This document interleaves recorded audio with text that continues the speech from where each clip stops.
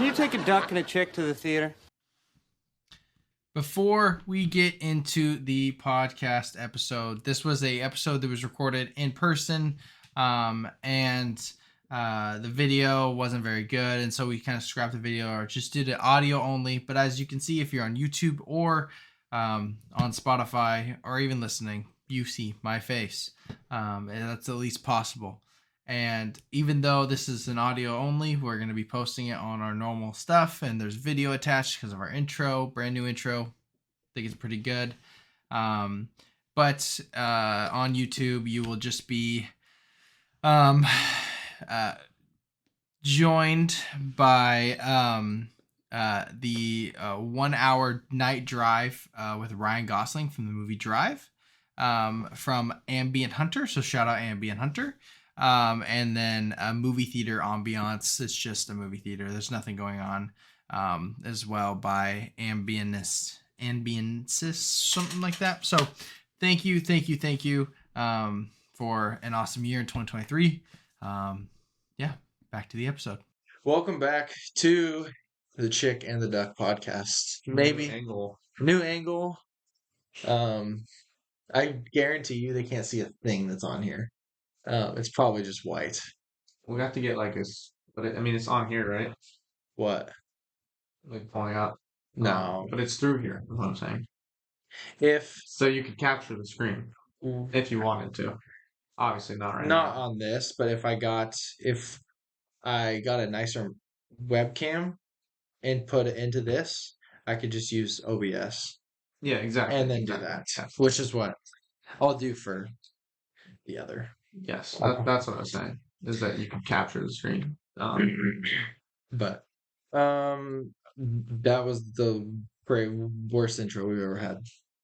No, we were explaining. We are in my office at the church, and Micah's in town, clearly. And we're gonna unphotoshopped in. Yeah, that would be crazy. Can you imagine? Yeah, guys, I've been practicing video editing, so I masked myself in right now. Goodness, I need some water. But yeah, we're gonna talk about what we've been watching because that's the biggest thing and probably talk about because we got quite a bit. We can talk about Christmas, what we got for Christmas, because I know I got some things that are pretty cool. As well as we're gonna play a game that Micah got me for Christmas. We're pretty much gonna visit. Yeah, we're just gonna chat. But yeah, pretty much the only thing would be, this kind of had a plan to be used at some point, just because you can. It's a fun thing to do, right? And it caters to audio enjoyment, which is nice. So, because it is a lot of I draw a card, I'll read the things except for the tomato score, and then you'll have 3 cards placed, and then you'll try to put it where you think it would go, and if you get it right, then you get to keep it, and you try to get the 10 movie collection, and then there's wild cards, like for example, it'll say title, tomato, something. Those are the only ones I can see, but then you'll read everything about the movie except for the title, and the first person to, which would be, because if it's one-on-one, right? It would either be I know it or I don't know it, and if I guess the title, then I get the card. Oh, that's interesting. But that sounds fun. But yeah, other than that, the only, what we've been watching, that's really the only podcast thing that we have. Focused thing. Yeah, because it's been so... I've been busy, and you've been busy, and you've been traveling, and... I've been busy eating Burgerville. Yeah. That's about it. You've had Burgerville today, and we're going to get it after. Yep. What are you and Maddie doing tonight? Grandparents are coming up. Nice. We're watching Hunger Games again. Skylar's coming home. Ballad? That one? Nice. Ellie and I are the ones who've seen it. Oh, really? Yeah. Yeah. Which we'll talk about in a little bit. We will. Because although the movies that you've seen that I saw already, like Ballad, like Wonka... I don't even have Wonka on here. 27. For the first time, probably in a long time, Mike has watched significantly more movies than I have.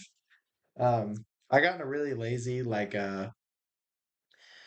short-term content, I'm a loser phase. Except it wasn't that like I was on Instagram Reels a lot and I was watching like short YouTube videos and I was like, dang, this sucks. And then I've been forcing myself to watch movies, which sounds weird, but Yeah, it's just funny too because I watched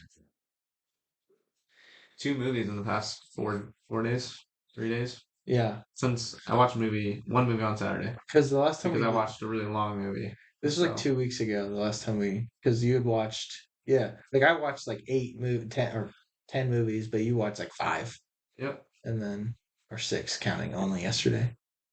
And our next episode will be, squint really hard. You can see it. yeah, it looks much better if I zoom in. That is much better for us. But it will be a 2023 first watches, top 10 released. We'll probably give our best actor, actress, supportings, cinematography score. I don't think we care about anything else. Maybe screenplay. I don't know. Or foreign films. Those. And then I already got my best actor locked in, and you guys can probably guess who it is. It's probably the same as mine. Probably. Yeah. That will be the same. One of these will be the same. This will be the same. This will be the same. But I think we'll discuss kind of the other ones too that are good. And then we'll just have a conversation about the best sports moments, album, podcast, YouTubers, videos, personal things we learned, all the above. But and we'll have a new recording system. Yeah, Riverside. We'll be figuring it out after we finish recording this. That's literally what we're gonna do. So, which will be nice. So, but yeah, how's Christmas in Texas? I've FaceTimed you guys. yeah, you did. Jenna and I did in the morning. Yep. It was good. I mean, I was sick at that point. I mean, still like so I was working. I guess we can start off with this. I mean, I didn't get a bonus. You did. I didn't win. So I got nothing for showing up every day to Were you work. supposed to get a bonus? If you miss, you're ineligible for a bonus. If you show up every day, you don't miss any day during peak season, then you're eligible for the drawing to get a bonus. Drawing? And then how much is the bonus? There's a bigger bonus. Let me check. It's somewhere around. It's more than $100. Less than 250 for the first one. There's a bigger bonus. That only the winners are eligible to win. Oh, so a bunch of people win. So the people that makes win a no little bit of sense. money then have a chance To for make one win. person to win a bunch of money. That was weird. Yeah. It's a strange way to do it. But whatever. So yeah, I turned them on mute. They've probably been talking a lot. Went on do not disturb.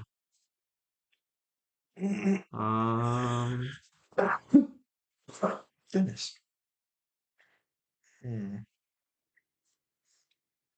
$125 for the first one. Crazy. And $300 for the second one. Somebody won $450. Yeah. So you didn't get the bonus. Nope. That sucks. Yeah. But the whole reason for that whole side note was that I was sick for I stopped being sick like a few days ago. Last Friday, the day before I came. The day before you left. Is that what you watch so many movies? You just because I was sick. You just came home from work every day, 13 hours, and I just because usually you will design something. And I did design still, but that was all after Christmas, which is maybe my next thing I could talk about. But but because I was sick so much, I was still sick on Christmas. So right. But it was good. Right. Lots of good stuff. I got. Yeah. I'm trying to think of what I got. I got boots. Yep. You have on now. Yep. Some. How high? You lift up your jeans. How high do they go? Oh yeah, those are nice. High top. Romeos. Sick. Romeos. Georgia boots. Yeah. What they're actually called in Romeos are the short ones. Everyone just calls them Romeos. But they're Romeos. Yeah. I wanted to try them out. They were on sale. I wanted to get ankle boots. And my Romeos are kind of beat. I wear them for work, and I'm going to wear these for work. I just haven't worked since Christmas because our volume went way down, and I was like, I don't want to work for you guys. I've been working so much, and I had PTO Mm-hmm. and things I was getting used. Right. So I was like, if you don't need me, I would rather not be sick. Right. Exactly. Yeah. Yeah. And then one of the days I woke up with a migraine. I was actually gonna work. I woke up with a migraine, And you're like, nah. but not headache migraine. I have nausea and vision problems. Oh, yeah. So I didn't have peripheral vision. And so I was talking, this is hilarious. I was talking to my dispatcher in the morning. I was like, yeah, I mean, I have migraine. I don't have peripheral vision or whatever. It's like, there's no way I can drive. And they were like, yeah, I mean, that makes sense. Uh-huh. You can stay home or whatever. And they needed extras. I just, for some reason, didn't get selected randomly. I don't know. Yeah. But so I was talking back and forth with them, and then they were like, "Yep, go ahead and stay home." And they were like, "You should get a doctor's note so you can get it excused." And I was like, I don't want to go to the I'm not going to go to the doctor for a migraine. It's like I went to the doctor in third grade when I broke my head. You're right. And I was like, I can show you that. I can pull up my medical record and it says I got a concussion. Oh, yeah. Which they didn't end up whatever because he was like, oh, well, I'll talk to the person. He's like, it's your first time calling out technically. Besides the gigantic oversized load. Oh yeah, well that wasn't even a call out though. That was like You couldn't make it. Yeah. But you get two though that are within. If you call out before an hour, Oh, okay. you get two, and then it resets every month. Gotcha. But he said they would talk to my manager, and then she would reach out, and she never reached out. So I'm guessing she was like, sucks. It's like, Yeah. makes sense. Why would he? And I'd have to go to urgent care, pay $200 Yeah, that makes no sense. after insurance because our health insurance isn't great for stuff like that. Like it's not gonna be free, but um, and then they would just be like, "So what's wrong?" I'd be like, "I have a migraine." I just need a doctor's note so I can get paid for work. Yeah, they'd be like, "Okay, so what? Headache?" I'd be like, "I'm nauseous and I don't have my peripheral vision." They'd be like, "Oh, so you can't see that?" I'd be like, No. They'd be like, "Okay, cool. I guess." Yeah. So yeah, I was like, I'm not doing that. I would lose double money. So I wouldn't get paid for the day, and I'd lose more than I make in the day going to the doctor. Yeah. So I was like, I'm not doing that. Yeah, But just take the L on that. Yep. That's not fun. Nope. Talk about what I got from you. I got a print of all my design, like not all my designs, but a bunch of designs that I made. Little like Shutterfly flip book type deal. Which is awesome. Well, that's really cool. Yeah. To just have. Yeah, I wrote in it. Yeah, something. You had a front page too. Yeah. Yeah, it was like, if you're uninspired or you think you suck, you don't suck. Look at it; it's cool. Yeah. It was. I mean, it was said a lot nicer than that. Exactly. And then I put my favorite RC Sproul quote. Yep. The one that's at the beginning of the Redeeming Real stuff. Yes. Which he's talking about like an orchestra, which is the funny. I think that's the best part about it. He's not talking about. Oh, I know. Yeah. So. Which was really cool, and then I got the Miyazaki. Yeah. Like lookbook. Yeah. Kind of ordeal. So it had like a lot of his sketching and his watercolor paintings of scenes and stuff, which is like so good. Really super cool. Jesse Smith got the same book. Really? For Christmas. Yeah. He's like, I was saying something about it, and he's like, the green cover? I was like, the Totoro? I was like, yeah. He's like, oh, dude, it's so cool. It's so cool. Yeah, Miyazaki's the best. So I was like, that was probably one of my favorite presents, honestly. Yeah. Was that one. And then I think I'm getting another one. His mom showed me. Oh, the Miyazaki, a different Miyazaki one. Uh-huh. That was the bibliothèque, though. Yeah. Or the Ghibliothèque. Ghibliothèque? Yeah, I think that's what it's called. Ghiblio. Yeah, the unofficial guide to movies of Studio Ghibli. That's sick. On Amazon. Yeah, right there. It's another Totoro. Maybe he was talking about that one though. Maybe. That is more green than mine. Yeah, yours is like white. But I'll have both, so yeah, it's cool though. That's awesome. yeah. I got 2 jackets. Yeah. Good stuff. What'd Maddie get you? Well, she got me a Sendero shirt, Mm. Sendero swim trunks. Oh.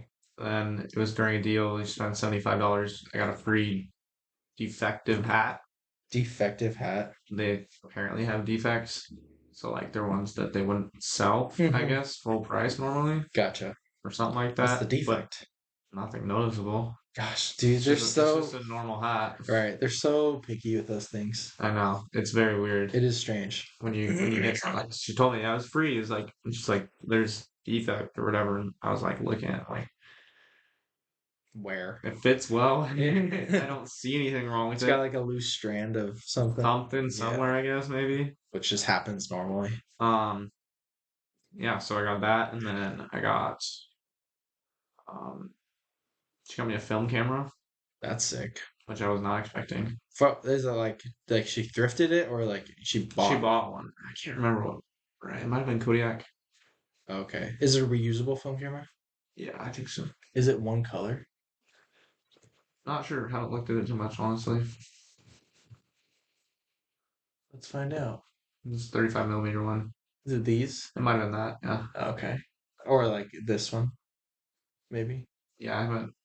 But it's something like this. Yeah, I think it might have been the Ultra F9. Oh, okay. A different color. Ultra F. This is really nice, Micah. Yeah. Yeah, I mean, I would guess it would probably be something like that. I get the idea though. That's cool. Yep. So gotta get some film for that. Yeah. Take some pictures. Are you gonna get the thing where you can do the film yourself? See, I've thought about it.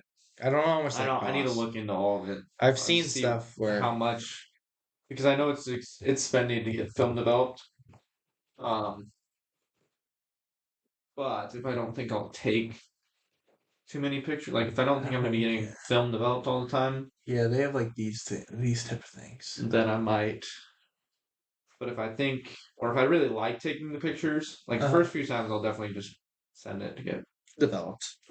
Yeah. But if I'm like, I really enjoy this, maybe I want to get another film camera, or drift one or something, and then I'm like, I want to be taking a bunch of film pictures. Then I'll probably learn how and get some stuff to self-develop. Right. That makes sense. Which would be cool. I got a film camera for Christmas. Really? Well, film emulating. Yeah, film simulation. Yeah. It's like it's so weird. Like not weird, but like it's just. Have you taken pictures with it? Yeah. I don't have any on me, but they're cool. Like they work well. They work. It looks like it was taken by a phone camera. It's not, the best quality. And like the Asteroid City one's cool. Really cool. It just looks. It's just the colors, obviously. Yeah. But I keep literally like.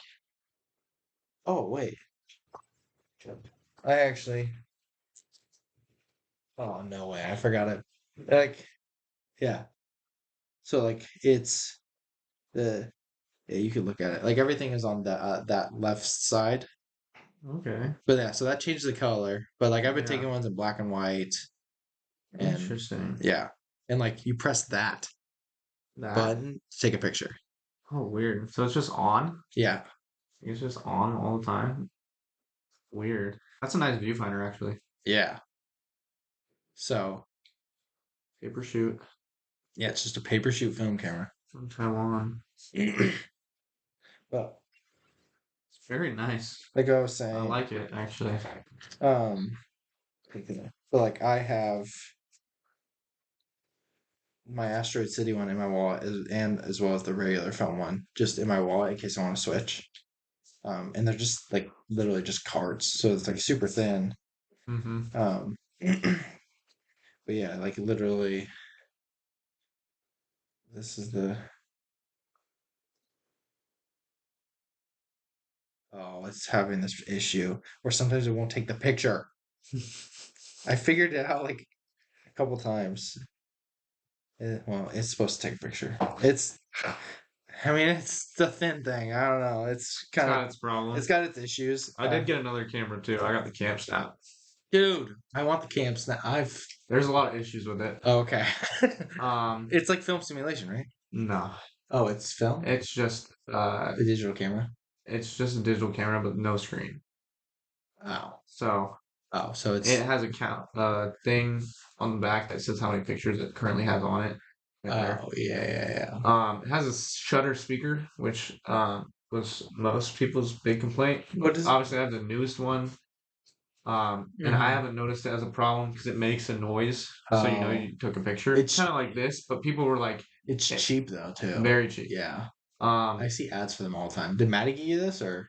no. Well, grandma, I asked it from grandma, but mom ended up getting it and got me something else from grandma. Oh, okay. But Interesting. I haven't noticed mine being super loud. Some people are like taping it and are like, Oh, is that because they're loud? like going on the street or whatever, trying to take pictures and Yeah, things, really and they're loud. like, it's awkward Yeah.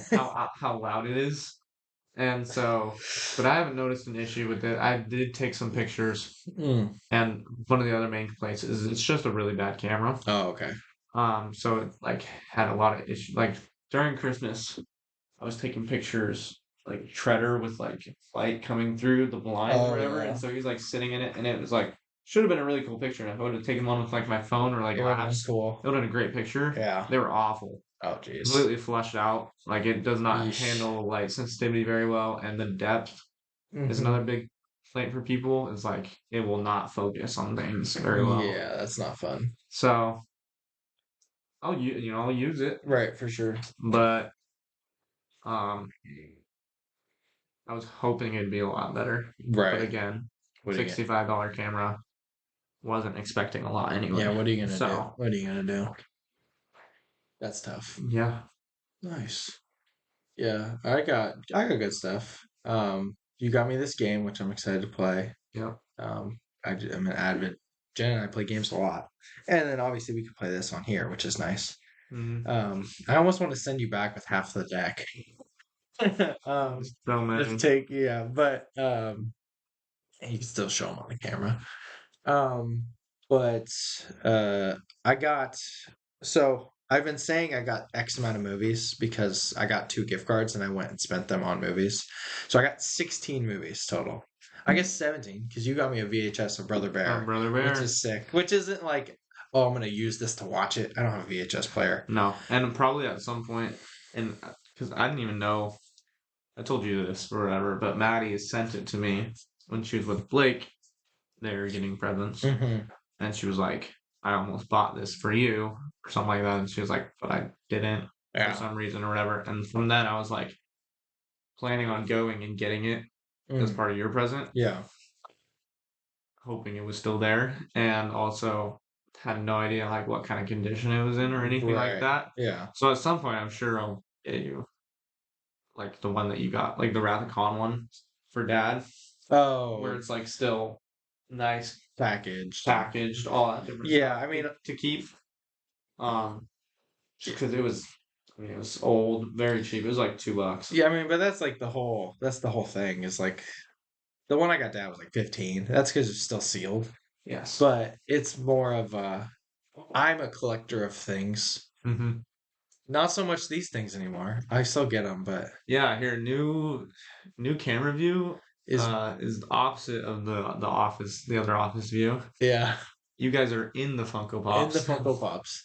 Like I can't tell you how many times like some of the Vietnamese kids will come to my office and I'm in here because they barge in and they're like looking at them, That's like hilarious. they're like, give me one.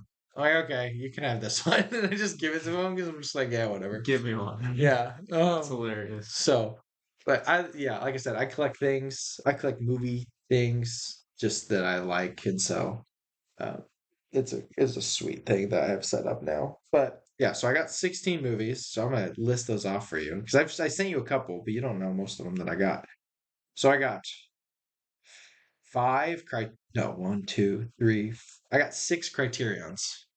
which is, if you don't know what Criterion is, they're restoring cinema, taking old things or just like certain directors and making them in special covers. So I went and bought Grand Budapest Hotel, as I should. I got Fantastic Mr. Fox from Grandma. I went and I ordered 12 Angry. I got 12 Angry Men on Amazon, which is just a fire cover. Yeah. I got Stalker, which you haven't watched yet, but is one of my favorites ever. I got Rushmore, and then Josh got me Seven Samurai, even though he hadn't. He's just like, it looked cool. I'm like, it's supposed to. It's the only one I haven't seen. Yeah, you haven't seen it either. But it is literally like 3.5 hours in Japanese. So I have to like take the time to watch it. You really gotta be in the mood. I did get Oppenheimer. That was a while ago though. But I got 2 steelbooks. I got Spirited Away steelbook because they have like all the Miyazaki steelbooks. So Yeah. Got that. I got Stand By Me steelbook. I spent $45 on it on Amazon. Oh wow. I got like $125 in Amazon. So I was like, John's like, really? I'm like, it's my favorite. I'm just gonna do it. Like, I might as well. That's sweet. And there was like 2 left, and so I was like, But then I got some Blu-rays. I got Past Lives, which is now on Vudu, so you can watch it. It's on our Vudu account. I plugged it in. I got Guardians 3. Obviously, I love Guardians 3. I got Dune at Best Buy. And then I got The Batman. I got Knives Out. I got The Batman and Knives Out and Heat are all 4K Ultra HD and Blu-ray. Not that it matters. I went and got Whiplash. I got Asteroid City. I got Treasure Planet. And I think that's it. So I mean, I got a lot of good stuff. That I'm excited. And I got the entire Dark Knight trilogy because of a White Elephant that I bought for the gift and took myself. And I guess Interstellar. Because I bought that for that, and then I found the 4K Ultra HD, which has like the cover difference. Interstellar Blu-ray. Yeah, that's the one I got. Yeah. I gave Micah this one. But then this is the 4K one. Yeah. So it's much cooler. A little bit. Because I don't care about the quality. Like, it's whatever. And, most of the time I don't plug it into my Blu-ray. But, yeah. So getting all those movies is really nice. Some people are like, what's your favorite gift? It's like, it's probably those. Just getting so many of them. I'm going to do this before I forget. That would be a tragedy. So that was nice. I mean, I got obviously the camera. I got the hat I'm currently wearing. I got a hat from Grandma. Mom's obsessed with Fanatics. I don't know why she's obsessed with. I don't know either. Because she talks about how much they suck all the time. Look at this. But then she orders everything from Fanatics. Minnesota Vikings sideline hat. Fanatic. Okay. Oh gosh, this isn't gonna show me. Are you talking about the split ones? So these. Listen, I didn't get this one. I gotta find it. Oh, okay. Like these are the NFL ones. Right? No, but it is a hat. So if you're listening, I'm not mad at you, by the way. But this is, I think, just funny. So I'll show you the one I actually sent her in a second. So I got a new hat. Is all worked out fine. I got just a purple something or other. See if I can find it. I got like this or something like that. Or this one. I don't know. There's no way it just went on sale. I just paid full price for it. Yeah, the Fnatic stuff and like Animal Shop stuff goes on sale. It's basically that. Where is it? Okay. This. But then no color. So it's okay. I got this one. And I was like, Mom, that's not the right one. That's not the one I sent you. She's like, I know, I thought so too. And I was like, confused. I'm like, maybe they just, because I thought it was all black. But then I got an ad. Era Black Vikings hat. They have one. She just didn't buy it on New Era. It's like, am I tripping? And when I see an ad for this, I'm like, they do have it. Because I do think people don't like it. I think it's cool because it's all black. Well, yeah, the all black. I think it's this I don't like. the color blocking.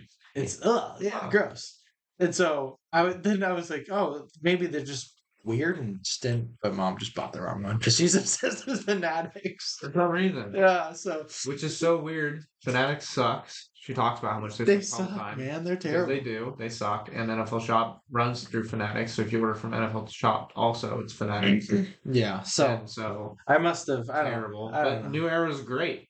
Yeah, they're awesome. They're a good company. I think that I'm literally, that's New Era. literally wearing New Era. This is 47 brand. That's 47 brand. They're also a good company. You just have to buy straight through them. Don't buy through the. But yeah, so the difference is a snap. I opened this and I was in front of grandma. I was like, oh wow. I mean, she didn't know she was getting me, so it's fine. But it's like, oh nice. And I was like, oh, I'll put it on. I'm like, gosh, I'm gonna return this. I texted mom at the mayor's. Like, yeah, I'm not. But so I got that hat, but now I just got a plain purple one. I didn't get a hat for the first time. That's weird. Forever. I almost obviously I got the one from Patty, but yeah, I almost got you a hat, but I decided for the Ghibli book instead. I was gonna get I was gonna order a Vikings jersey actually For what? on Christmas Eve For you? for me. Oh, It is a all black Randy Moss jersey. oh, that's fire. That's Mitchell and Ness, and it was on sale for $80. Yeah. And then I should have, because then I was like, I'll get money, whatever, and then I'll pay. And I thought I'd get like maybe $40, but then I didn't know what I'd get, from other people, or gift cards and things like that. But I ended up getting enough money the next day, but the sale ended midnight Christmas Eve. Yeah. So I ended up not ordering it, and then it went off sale. Yeah. Yeah, that's a bummer. Which is a bummer. Jenna got me some other shirts and stuff. I got swim trunks that are Fantasia. They're sick. They're so cool. It's pretty cool. They're cool. But I'm very proud of the gift that I got Dad. Yeah. I'm just excited that it worked out just because it is so cool. It's sweet. He's really excited about it. Yeah. He was definitely not expecting it. No, he opened it. He thought it was really, he was like, how? Yeah. And it is it's not Jordan or it's not even Tyler Hansbrough, but if no one bids on it, it doesn't matter. Yeah. There's 3 people bidding on it.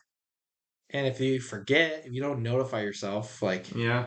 And so I bid $10 and then I bid I want to say the hour before I got a notification it was ending in an hour, and I was like, all right. There was a bid of $20, so I bid 30 with 30 seconds left, and I won. Mm-hmm. And I had a $10 off code, and so I paid $35 for it with shipping. And I was like, obviously it's probably worth more than that, by a little bit.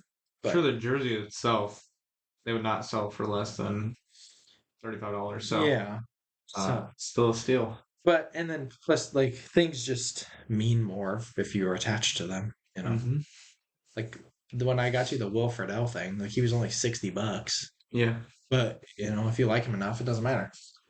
But that was seeing Dad be like, "What the heck?" I was like, "That's cool." But yeah, Jenna got me books. There's 3 books over there. Jenna got me. Maddie got a few books. Maddie got quite a few books. She has she has 10 books right now. Physically. Yeah. And she has 6 months of book of the month. Does she have a Kindle? No. I was talking to her about Kindle though. Yeah, she should get a Kindle. Well, yeah, I was asking her. So I was like, some people can't. Some people it's yeah. I like it. Yeah, that's what I'm saying, is that you have to like it. Some people, if you get them a Kindle, they just won't read unless they physically have a book. Mm-hmm. It's tangible things and visual progress and those kind of things play into it. Right. So I was asking her, and she definitely would not want one normally. Gotcha. Still probably will get her something at some point. Yeah. Because we were talking about traveling. If you're we're going on a vacation, you're I want to be by the pool quite often, reading a book. I'm if you're I'm going to go through 3 books during this vacation. A Kindle at that point is then useful. So you can bring 3 books without bringing 3 books. Because that weighs a lot. Yes. Yeah. So Or you should start a tradition for Maddie if she likes it enough. I don't know how much. I don't know if she's just like in a phase where she likes reading, or she just wants to. I mean, we'll see. But like, she doesn't bring a book. I mean, she has a Kindle. Cool. Bring a Kindle. That weighs nothing. But like, you go to a bookstore and you buy a book at each place you vacation that she could read. Would be sweet. It'd be a cool idea. Yeah. But yeah, Jenna and I got her a book. It looked interesting too. It looked sweet. I don't want to read it at all, but like the story, I'm like, dang, should make a movie about it. Mm-hmm. But and the authors from the Northwest, and Maddie knew who it was. Maddie has a book from her apparently, and which hasn't read it yet, but she had the book. Yeah, from her. From her. Yeah. I tried to look up Haley Pham. I was like, Haley Pham author, and I wrote the author's name, and nothing really came. Like, there's videos that came up. I'm like, I'm sure she talked about it. I just don't want to watch the whole video right now. Exactly. Because I was in Powell's. But yeah, I guess the other, we can probably move on in a second. But the other cool thing I did, I went on a day retreat with Ben, Jesse, Michael. We went to Mount Angel Abbey. It's a Benedictine. Is that how you say it? Saint Benedict. I don't know. He's some Christian Catholic guy. Saint, clearly. But he started that way of living. And so there's like monks. It's a retreat center with like Catholic monks, basically.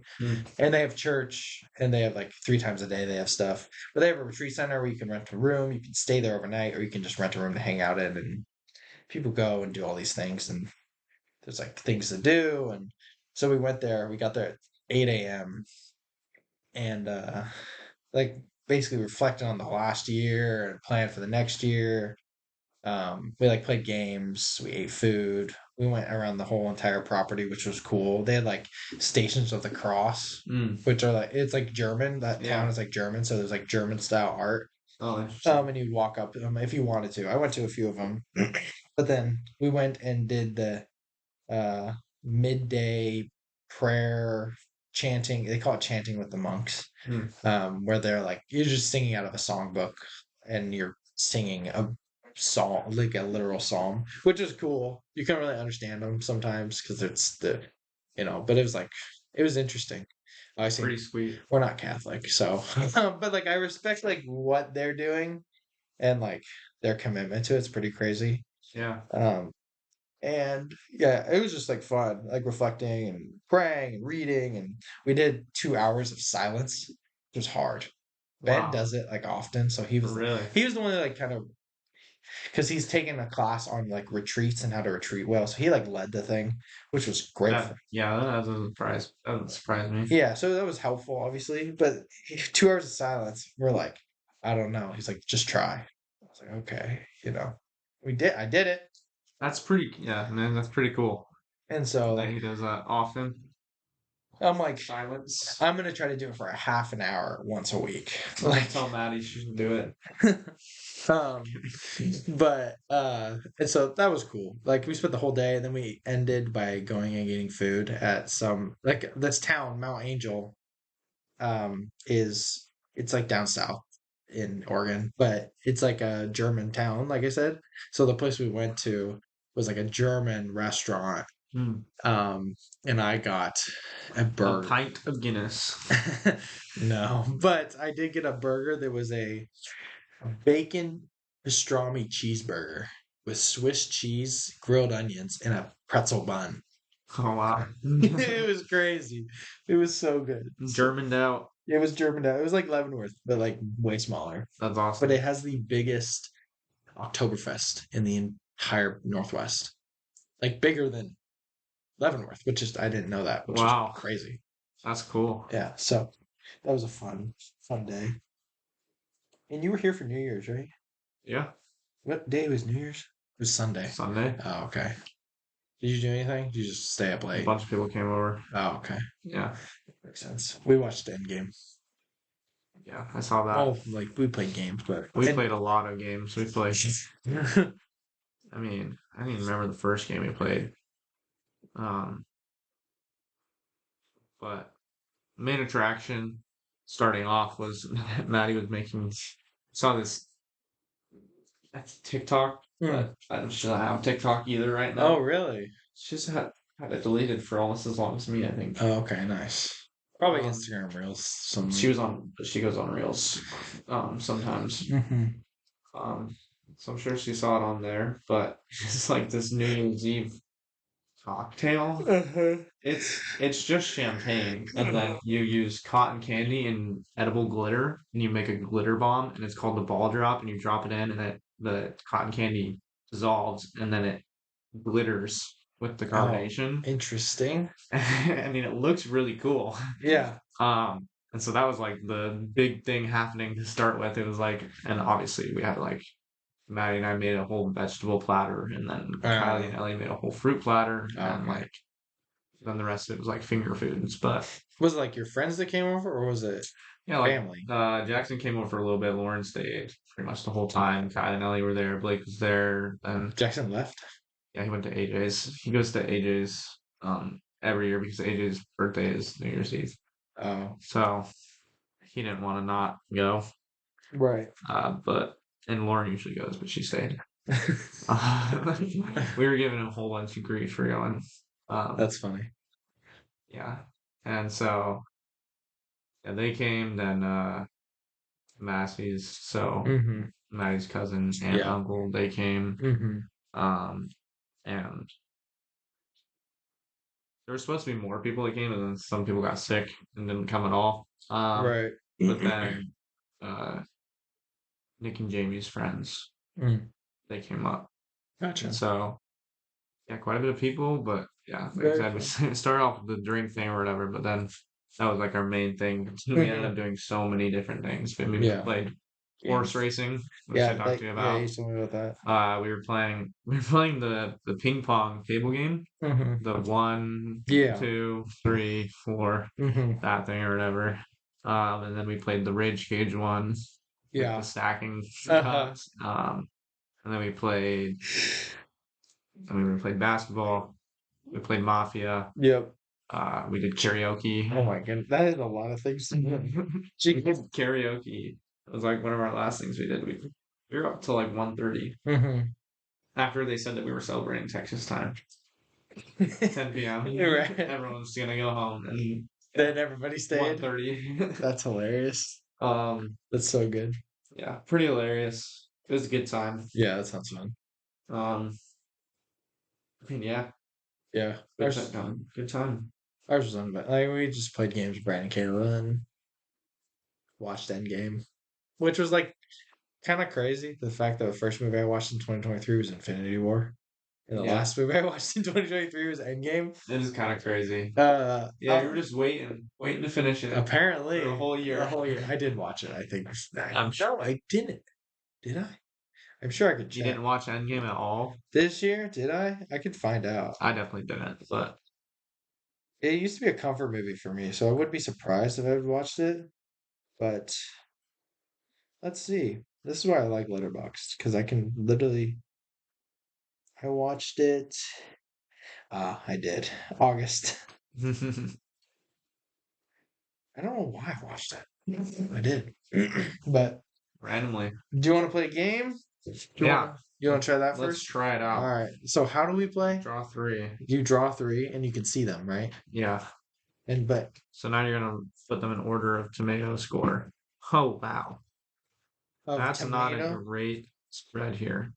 Definitely am needing a better spread. I have 368s. I'm gonna grab 3 different cards. You have 368s? Yeah. I got 2 68s and a 67. I'm gonna keep one. I'm gonna keep Charlie's 50s. Alright. Should shuffle them on some. I shuffled them a little bit, but I didn't. Oh, there we go. I didn't think they would be in order. I thought no way they were going to be in order. Right. So I'll take one from the top. There we go. 42. And then I'll take one from in here. I have no idea what the reality bites is. Ethan Hawke. Wow. Hi, Ethan Hawke. 31. 68, 42, 31. I have a 21. Wow. All right. It's too many cards. It's so many cards. I have to shuffle cards all the time. as a youth pastor. I'm not gonna lie. So all we do is play, You got practice. Oh goodness. Mom sent fudge to Jenna and I. Yeah. I ate all but one piece. I left one for Jenna. I had to leave all of our treats. I hope we still have them. Yeah. We had so many. Yes. Mom and Dad will probably be here for Christmas next year Yeah, probably. because it'll be your guys' first one, and you aren't gonna probably. We might. I mean, we might go. You could. If you go, you never know. If you go, we'll probably go. All right.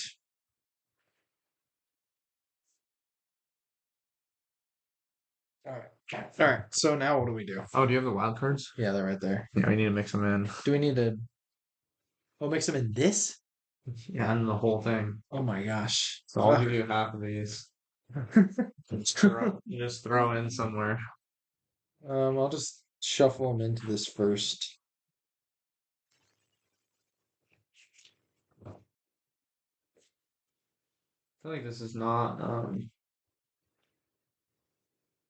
Ideal. I feel like it would not be hard to know where Especially if you're looking at them at the side. because it's yellow. Like I could pick out every single wild right now. Yeah.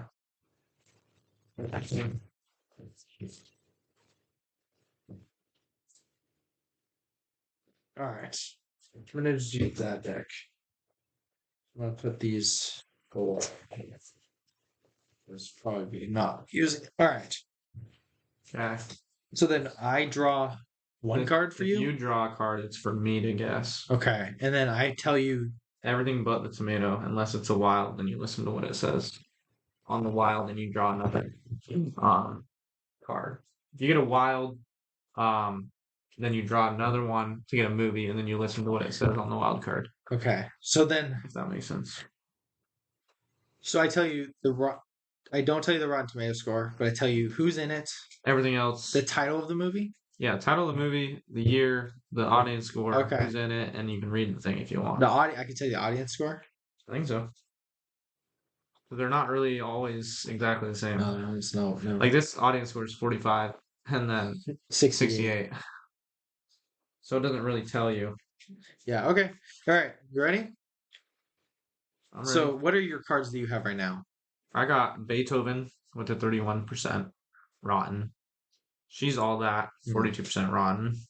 And Charlie's Angels, 68%. Okay. Not rotten. Not rotten. Fresh. All right. So your movie is Harry Potter and the Sorcerer's Stone. Came out in 2001. It stars Daniel Radcliffe and Rupert Grint. After learning of his magical lineage, a young boy enrolls in a school of wizards where his friends help him begin to unravel the mystery surrounding his parents' death. Yeah, see, I'm going to be honest. I don't. Is this for me to draw? No. Okay, are we just ignoring this? You can put it here because you mix them up. Yeah. We can just use these two decks. I don't know how well they're mixed up is the problem. Okay, well, we can use this one. Because That's I don't fine. know whether or not, like, this is like, because we split it, this could be like, 60 to 100. And this could be like 20 to 59. I'll do this then. You know what I mean? I'll do Because this. I didn't know they had, I don't know why they'd put them in order. That's weird. Because now it's such a process to shuffle them. Many cards. I'll just shuffle them. It's fine. I've just been moving these ones around as much as possible. So it's your job to place it somewhere? Yeah, and I'm going to be honest. You have to guess the score? No, I just have to place it in between something. And if you're right... If I'm right, I keep it. Okay. So, but I don't know, honestly, how received Harry Potter was with the first critics. Yeah. My guess would be that it is going to be better than 68, but it could be in the 60s. I don't think it's rotten. Because anyway, it's rotten. Is this what it is? Yeah. I'm going to put it there. And then I tell you if you're right.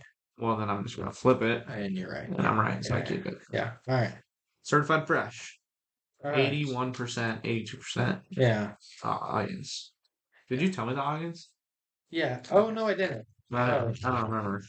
We could do it without it. That would be more interesting. All right. No audience scores. Do that. All right. So now you draw a card for me. Keep messing with these. Yeah.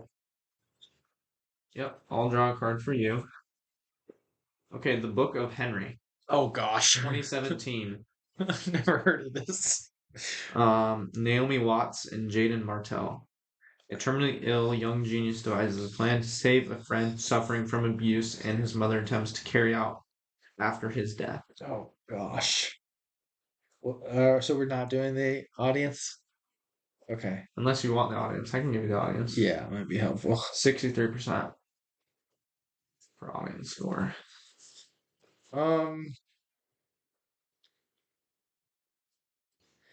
Gosh, I don't. That's really difficult. Okay.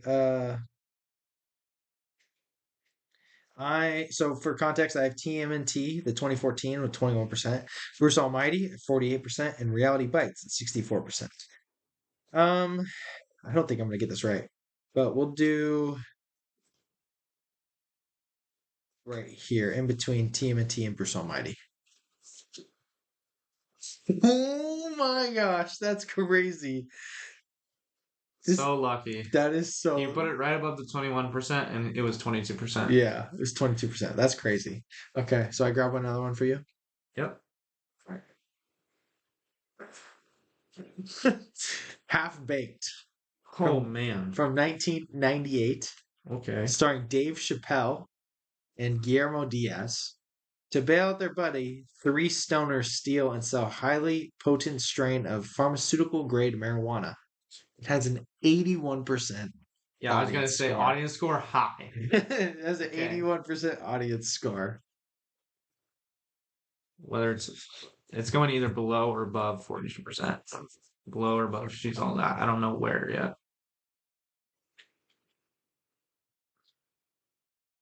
Just from the sounds of it, I really don't give it any chance. 29. 29. So No, it was below Beethoven. So you don't keep it, right? No. So discard. All right.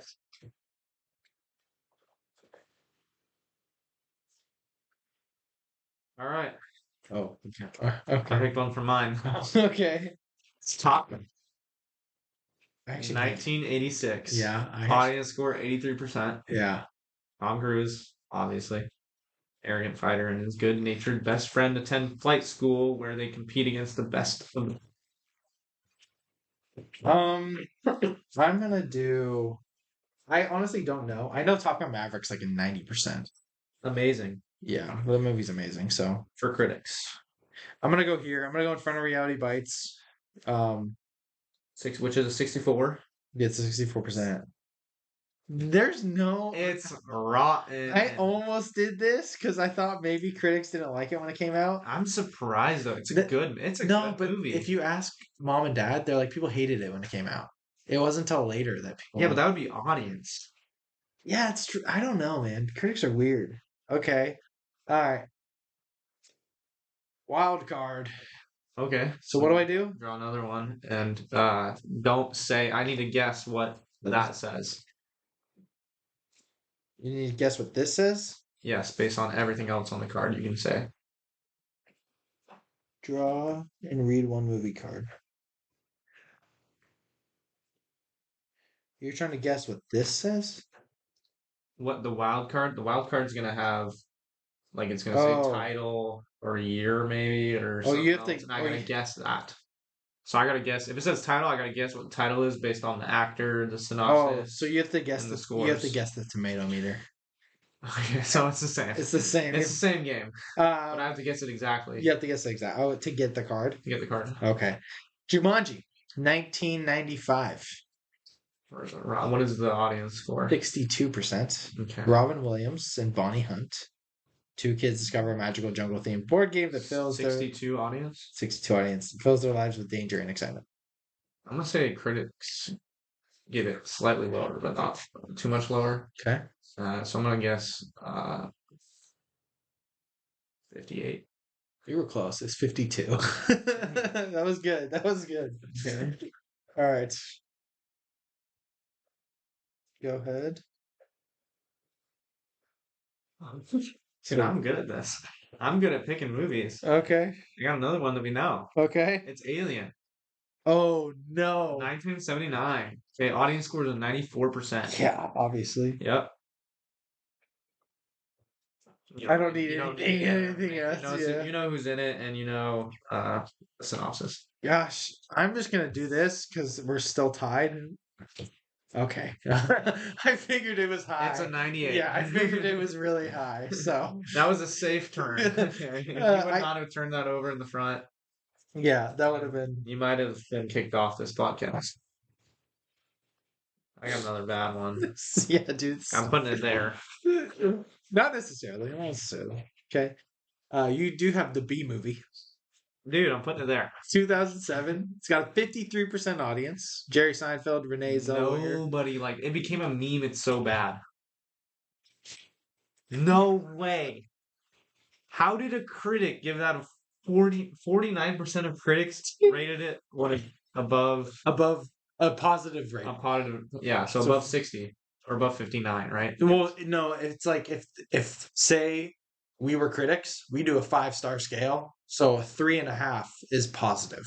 Okay. So it's 3.5 or above, or 3 or above, maybe, you know. So, but they do out of 4 if it's a 2.5, or if they do out of 10, it's above a 5. So it's their grading scale. If they do out of 100, if it's a 51 out of 100, you know. All right. This is so fun. This is actually such a. It actually like you don't have to like know movies that well to like No, you don't. do this, which is kind of nice as well. All right. just kind of grab, movies just grab, around? just grab one. All right, you got Minions. Oh boy. 2015. Okay. Audience score is 49. What? Um, Wow. I feel like people love Minions though. Maybe not. All right. Little Yellow Creatures. Little yellow creatures. I'm gonna guess that critics like it. They do, but not enough. Not enough. Dang. 55%. I put it in front of Reality Bites. That's 64. All right. Okay. 50 First Dates. Okay, 2004. You know the movie. It's Yeah. Adam Sandler and Drew Barrymore. I like it. Man meets a woman with dreams. She has short-term memory. Audience score is 65%. I don't think critics like it better than Charlie's Nice. Angels. Nice. So you put it in between 42 and 68. It was a 45, guys. Yeah, 45%. I didn't think it would be a 20% gap, to be honest. I thought the critics might have given it like 50. Yeah, But the critics also dislike Adam Sandler a lot. they do. Yeah. They think his movies are terrible. So It's just very interesting because his movies aren't. I mean, Uncut Gems is. wild card Dang. title. Oh boy. Okay. Brad Pitt, Eric Bana, Greek and Trojan heroes lead their armies against Oh, I know. one another in an epic war. Troy. Yes. Yeah. I've never seen it. I just know that this is like the movie where like Brad Pitt looks the hottest he's ever looked. Apparently. Apparently. So I put it. Well, I guess I'll tell Maddie that.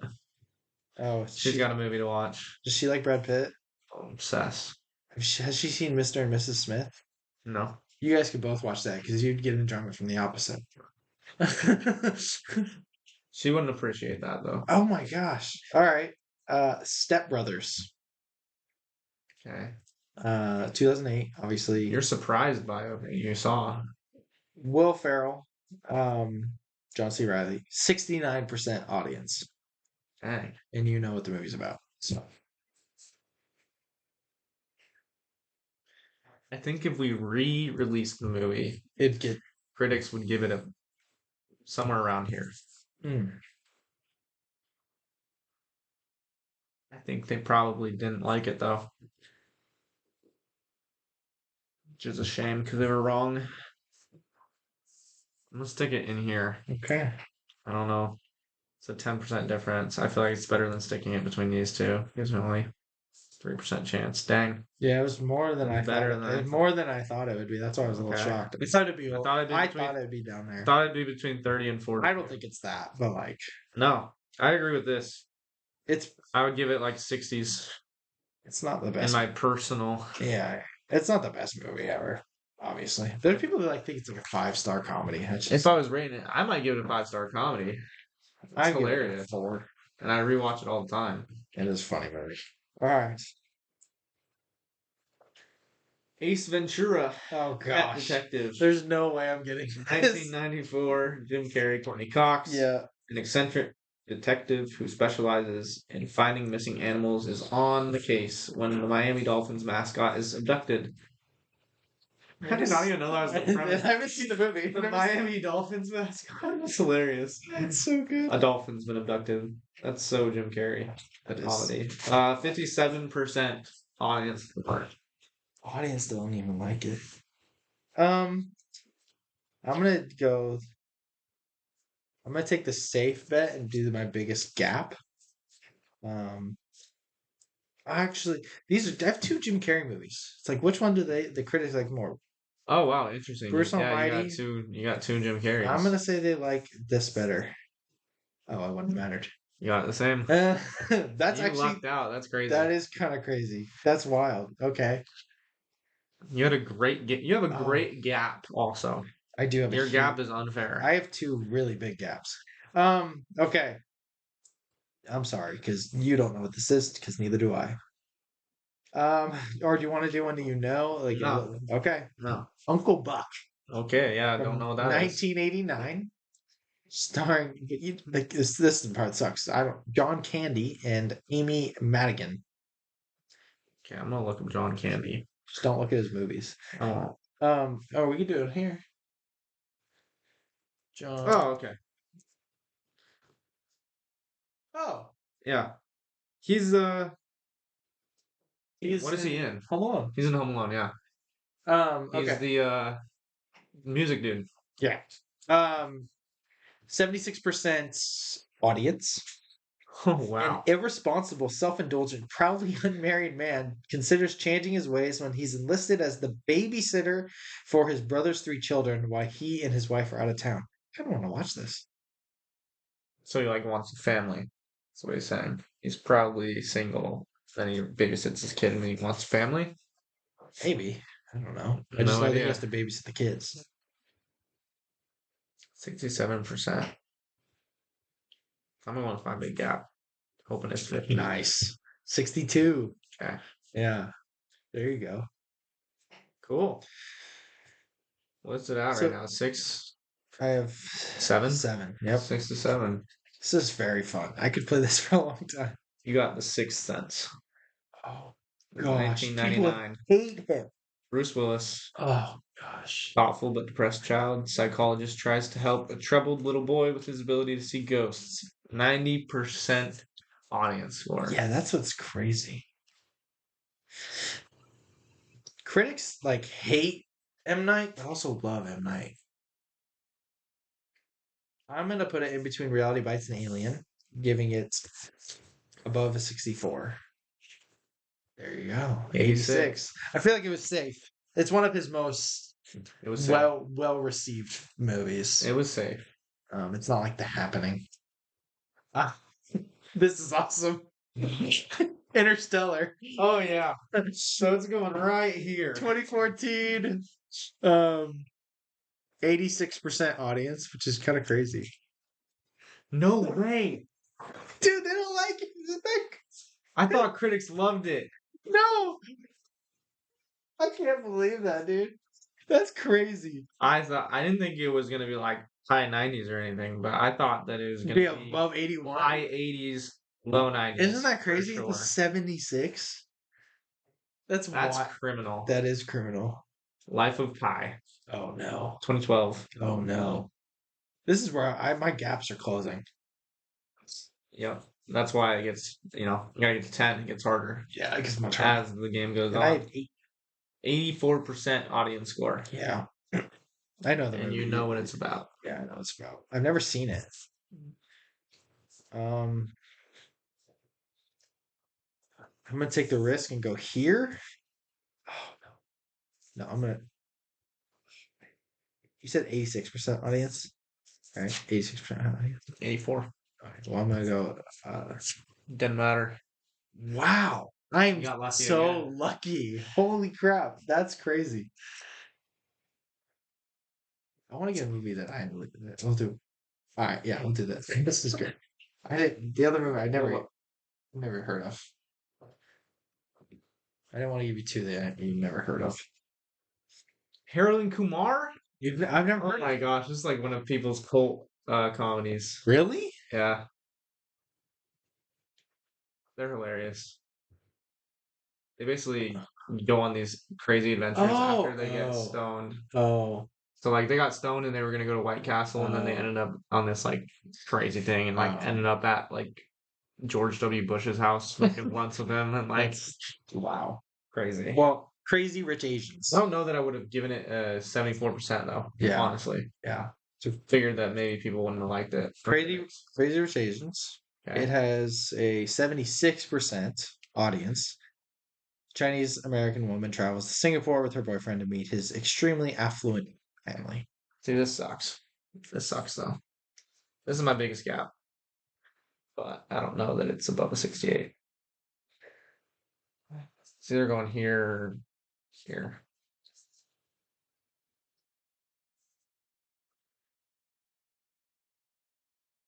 Uncle Buck. It's either above or below 68% Charlie's Angels, according to Micah.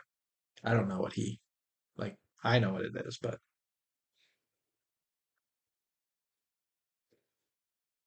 I don't know if I would say it's better than Charlie's Angels. you don't like Crazy Rotations? I do, but I don't know if I'd say it's better. I give it a 4.5. I'm definitely gonna play that. 91. 91%.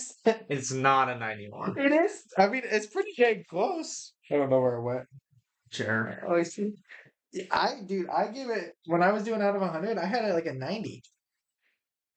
I love Crazy Rich Asians, man. It's one of the best rom-coms.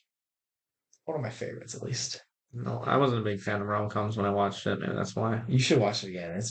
It's like such a good plane movie. But I'm pretty good. Pretty big fan of rom-coms now. Real Steel. Oh, You better know this. I don't know this. There's no 73% audience. There's no way they like it. I'm gonna go here.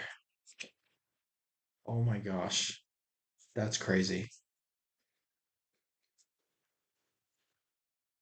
10. 10. There you go. That was great. That's fun. We'll have to play it more. Yeah, we will. Can we play it with you on? I don't know. Yeah, because I could just. I mean, I can see yours. It doesn't matter. Yeah, it'd be about getting you yours. So I need to draw the cards for you. Well, I and read could. them out. I could do this. You can close your eyes and put it up to I can the just do screen. this. Correct. Yeah, that's fine. We could. Yeah, We can do it, We could yeah. definitely do it. That's fun. Well, thank you for the game. That is. I could Better than I thought, honestly. And that honestly, was more fun than I thought. That was a lot cooler, and I'm glad that like it's very much like anybody can play that. Yeah, like you're just guessing, and you get to know the audience score. So And, really, yeah. you get kind of a ballpark. You know, I'm gonna try some movies. I'm gonna try to convince Jenna to play it tonight. Maybe my brain can't play. Yeah, what we've been watching. We've been recording for 1 hour and 7, which is good. What do you want to start with? You want me to start because I've watched less, or do you want to start? You want to go back and forth? Let's go back and forth. Let's do it. Let's go back and I forth. got 2 movies that that I've seen before. They're rewatch, and one movie that we can talk about how bad it is. Okay. For a little bit, and then I got a hot take after that, and Okay. then got some meh, and then there'll just be like a few until the top that I probably Yeah. touch on just a little bit. I want to ask you this first. What made you start writing some reviews? If I have something that's unique and funny to say, Funny to say. just like punchline Yeah. reviews. No, never. Like for example, I thought of this one, and then I was gonna do it for Baby Driver, and it's literally like the top review. Really? Yeah, let's see what it is. What were you gonna say? Well, it's The Fault in Our Cars. Oh, Because Maddie goes, "Isn't that guy from Fault in Our Stars?" And I was like, "I don't know, is it?" And then we looked it up. So I'm like, "It's the guy from Divergent." yeah. I was like, "Oh, I knew him." Yeah, right. She loved Fault in Our Stars. Yeah. So, and then after she said that, I was like, "Yep." So this is like Fault in Our Cars. Yeah. But someone wrote that. So it's literally like the #1 review. That's hilarious. That's so funny. Let's see. Baby. I got it. Yeah, literally the most popular review. The Fault in Our Stars. 5 stars. That's awesome. I don't like it. The Baby Driver doesn't drive a single baby. 0 out of 10. Kevin Spacey is hit by a car. Me, nice. 4.5. Dude, some reviews are so good. Yeah. The funny part about this review, The Baby Driver doesn't drive a single baby. 0 out of 10 is he gets into a car and he takes a baby out of a car. And somebody says, "Leave the baby in the car." Oh yeah, that's true. I'm trying to get away. We need to do that segment again where we read off funny Reviews and try to guess them. Yeah, so good. I love that. That was so much fun. Just find good movies. Great reviews. Did you watch Rebel Moon? No. Oh. I don't know if I will because it's so long.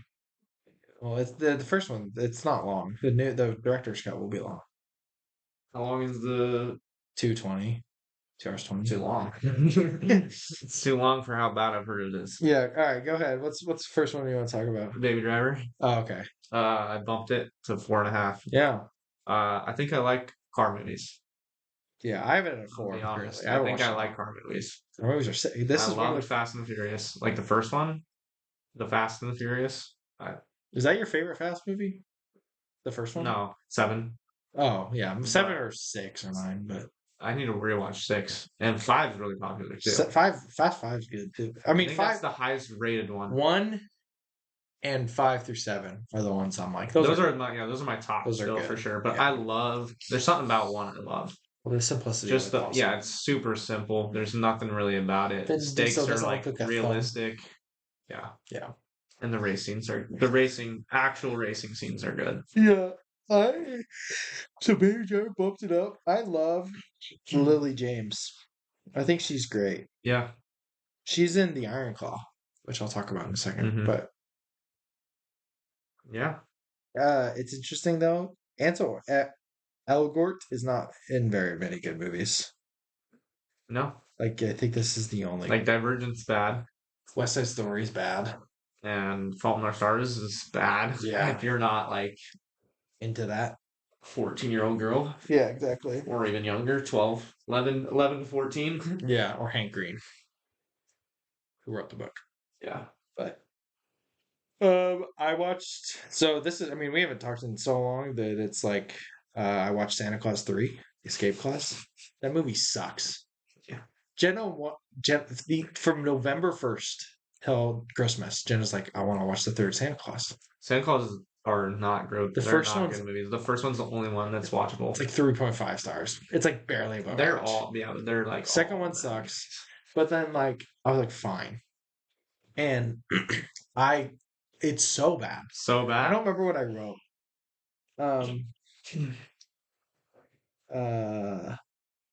And oh yeah, because I was like, throughout the movie I was like, there's no way you like this. Mhm. Like you don't like this. And she's like, no, it's good. I'm like, what's good about it? She started laughing. What are you enjoying? And then she's like, I was like, there's so many better movies. She's like, no, like this is, like name a movie that's worse than this.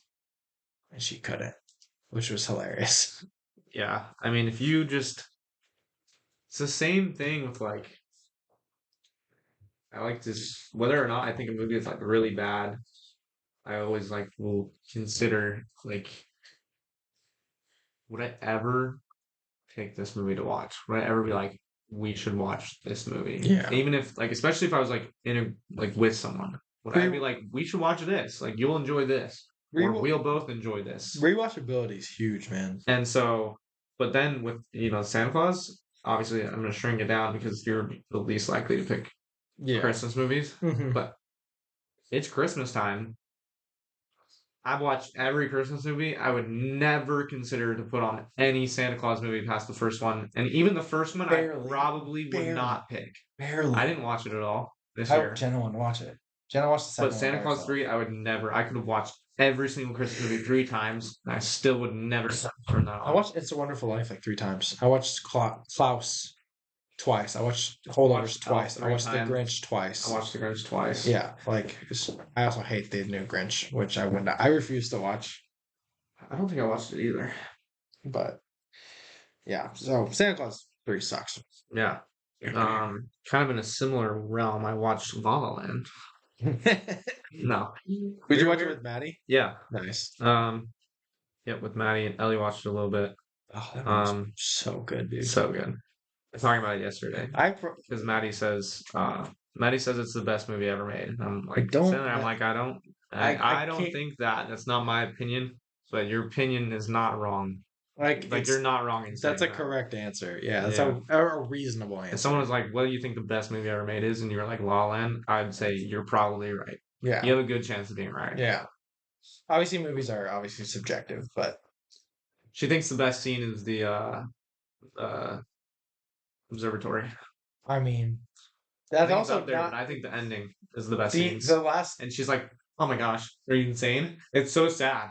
It's so sad." I'm like, it is the perfect ending. It is the best way it should have ended. Hopeful. It's so good, dude. It is the only way that movie should have ended. Oh my gosh! Yeah, it is terrible. Because then, also, oh my goodness, see if I can find this. What's her name? Mia. Dress. Oh. I saw something, but her blue. Final scene.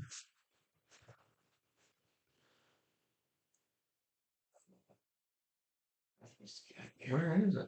Up here. It's dark. It progressively gets darker throughout the movie.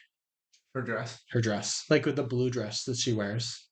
Like everything's so light at the beginning. Yeah, it starts with the yellow, but she wears blue to the party in the opening scene with the girls. Yep, really bright blue. But like, goodness no. Like when she's like in the audition. I don't know. So like the final audition, like it's like everything, like all the dresses change, like her wardrobe, changes like with lifeless. It's so cool. But yeah, La La Land is literally, I watch it once a month. It's so good. It's amazing. Yeah. Another Christmas movie that's mid, but I think so super cute. Operation Christmas Drop with Alexander Ludwig. Yeah. So mid. Like it's so cheesy, but like you can't. I haven't seen it. You can't like hate it. I don't know. It came out in 2020. And it's about a true story that's like really cool. So you mix those things together and it's like, yeah, whatever. Yeah. Oh, nice. So funny. What did you say about it? Yeah, I really didn't like this. I gave it a generous 1.5. Not Operation Christmas Drop. I think the next movie you're talking about. Yep. The next movie is Leo. The Adam Sandler movie. Which Elijah really wanted to turn on. I'm going to re-review it. He fought for it so hard. Yeah. Half a star. We watched 13 minutes. Elijah likes everything. 13 minutes, 46 seconds. You want to know something funny? He finished it. He did? Yeah. I walked in. He was like, he paused it. So he told you to turn it off? Yeah. And he finished it. He said, you need to watch all of it so I can review it.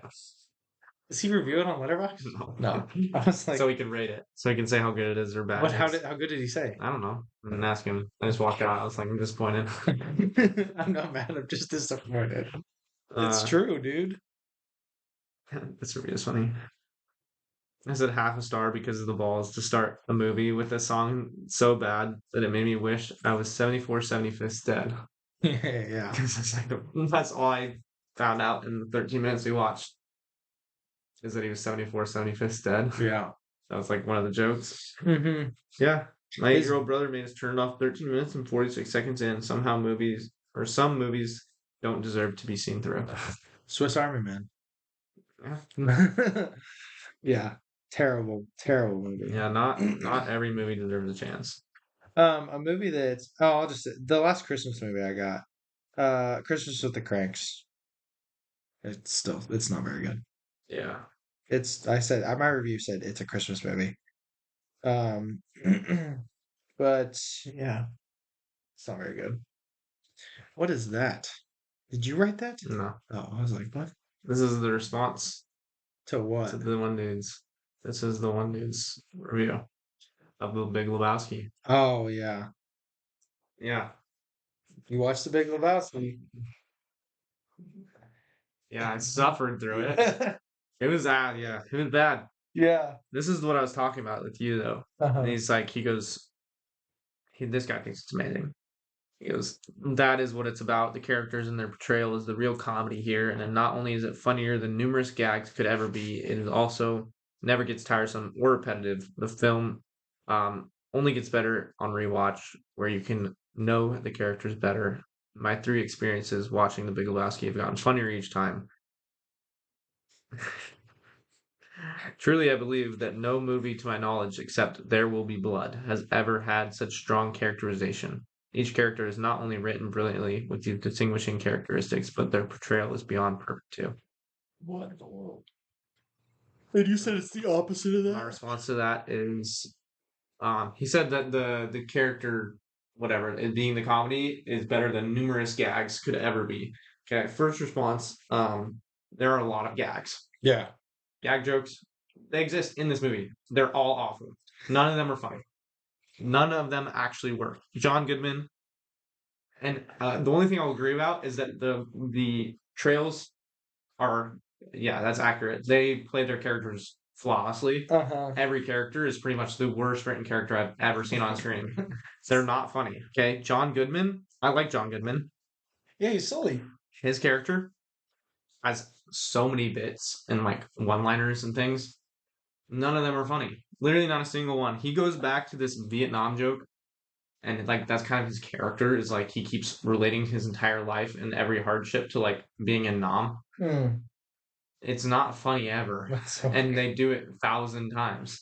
And so I completely disagree, because I think the movie sucks because of the gags that don't work being used all over the movie. Right. And another response is that it has to be, like I just said, has to be the most repetitive script, from the jokes, like the non one, coming back the entire movie, to the entire plot. Yeah. Which is basically, he's this stoner dude that has the same name as a rich guy. So he gets, in the very beginning of the movie, these hitman guys like pee on his rug and beat him up.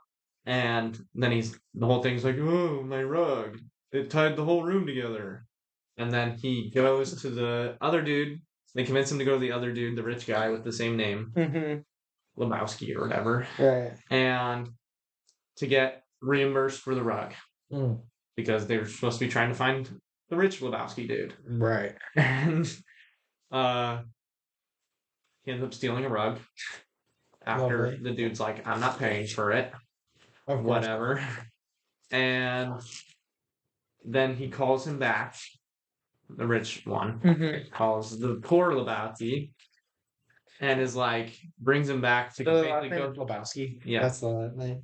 Yes, to go drop off ransom money because the rich dude's eye candy young girlfriend got kidnapped, and then basically that goes wrong because John Goodman's character goes in and brings a gun and is like, let's throw out fake money, and then they do that, and then they go home, and then a second party comes in and steals him and is like, I need you to do this with the money, and blah blah. Then he goes to do that, and he fails it, and then he gets kidnapped again by the first party again, and then he goes back in, and then he gets the third party, and so it's literally him just getting kidnapped. Like he's just like, oh, I guess I'm here now. Sure, I'll do that.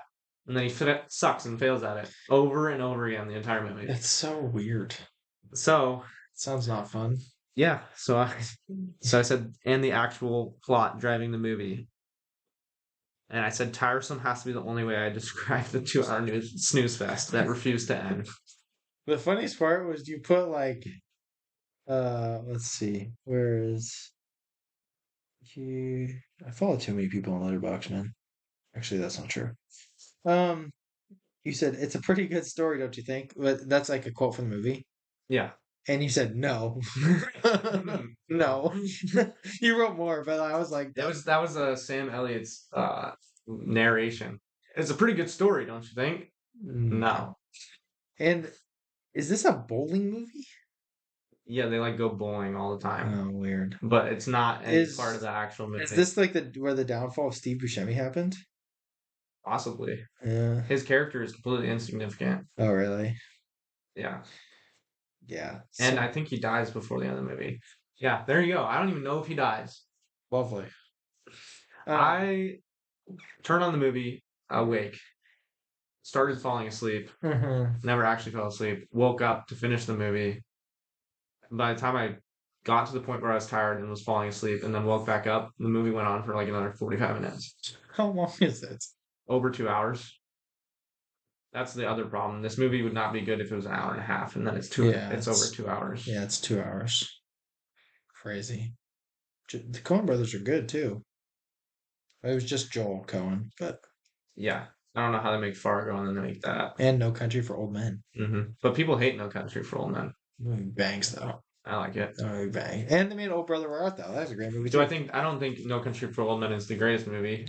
You are much higher on it for me. It is without a doubt one of the best, if not the best villains. Do you give it For 5 sure. stars? No Country for Old Men? I think I have a 4.5. Oh, I mean that's reasonable. I have it a 5. Here's a movie that I rated the same as The Big Lebowski. This is for you. I mean, The Family Plan, the Mark Wahlberg one that came out last year, technically. It I like literally was like somehow this wasn't awful. Like it wasn't bad. It was like not good, obviously. Yeah. But it like had heart and like he's basically like living a normal life, but he was like a secret agent type assassin dude that like he was trying to get out of the game and they were trying to find him. His dad was. And it was cheesy and the action was whatever. But his kids, like he's hiding from his kids and all these things and he basically like and like his son is like a streamer and like hides it from him because he doesn't want Mark Wahlberg doesn't want his son to show who he is and so they don't find him and all that stuff because it's on the internet. He's Asian Jeff. But basically they go to Vegas. I don't remember why. I don't remember the movie very much. But the esports arena, yeah, they have a scene there playing Valorant. And, oh wow! And Valkyrie's in it, and then some other big Valorant streamer, and it's Valkyrie's team. And this other guy who's a streamer is friends with Valkyrie. They're like, "You're this guy." They're like talking to him and stuff, and they weren't horrible like the streamers. They weren't like bad, but it was a bad movie, so I couldn't tell if they were actually bad at acting. But then it was so dumb. They're like, "You can take my spot." Like the guy who's like really good, the streamer's like, "Yeah, you could go play for me," and he like kills it. It was like cool to see video games in the movie. But it was just weird. Yeah, and then they go and fight his dad, Mark Wahlberg's dad, and yeah, as they should. It was heartfelt and cheesy. I can't complain too much. Yeah. But well, I watched after we turned off Leo, we watched Ruby Gillman, Teenage Kraken, which is whatever. It's fine. It was enjoyable. I enjoyed 2.5. watching it. I gave it 2.5. I think. I gave it 3 because it's enjoyable. It is it's just so run of the mill. It is. It's very cliche. It's very forgettable, but also not a little girl. No, I'm not a girl either. So yeah, Rebel Moon, bad. It sucked. Visually, it's pretty dang good. Yeah. But like the thing is like Netflix and Zack Snyder doing the whole like Snyder Cut thing, like which is so stupid. I hate it. That's so weird to me. So it's like this is not a complete movie. Yeah. So like imagine releasing. So he releases Justice League, which sucks. And he releases Snyder Cut, which is good. But then you go to Netflix and you're like, now let's do the same thing. Well, let's first release a movie that's bad. But do you know why? Then try to redeem But do you know why he released the Snyder Cut? Do you know why that happened? So his daughter killed herself.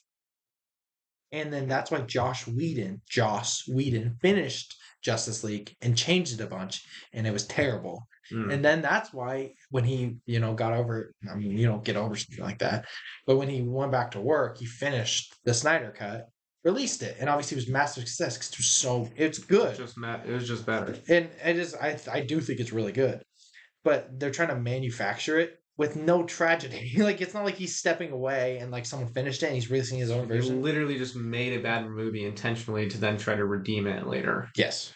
Which it probably was awful. I couldn't tell you a thing about it. I think her name is Cora, the main character. Okay.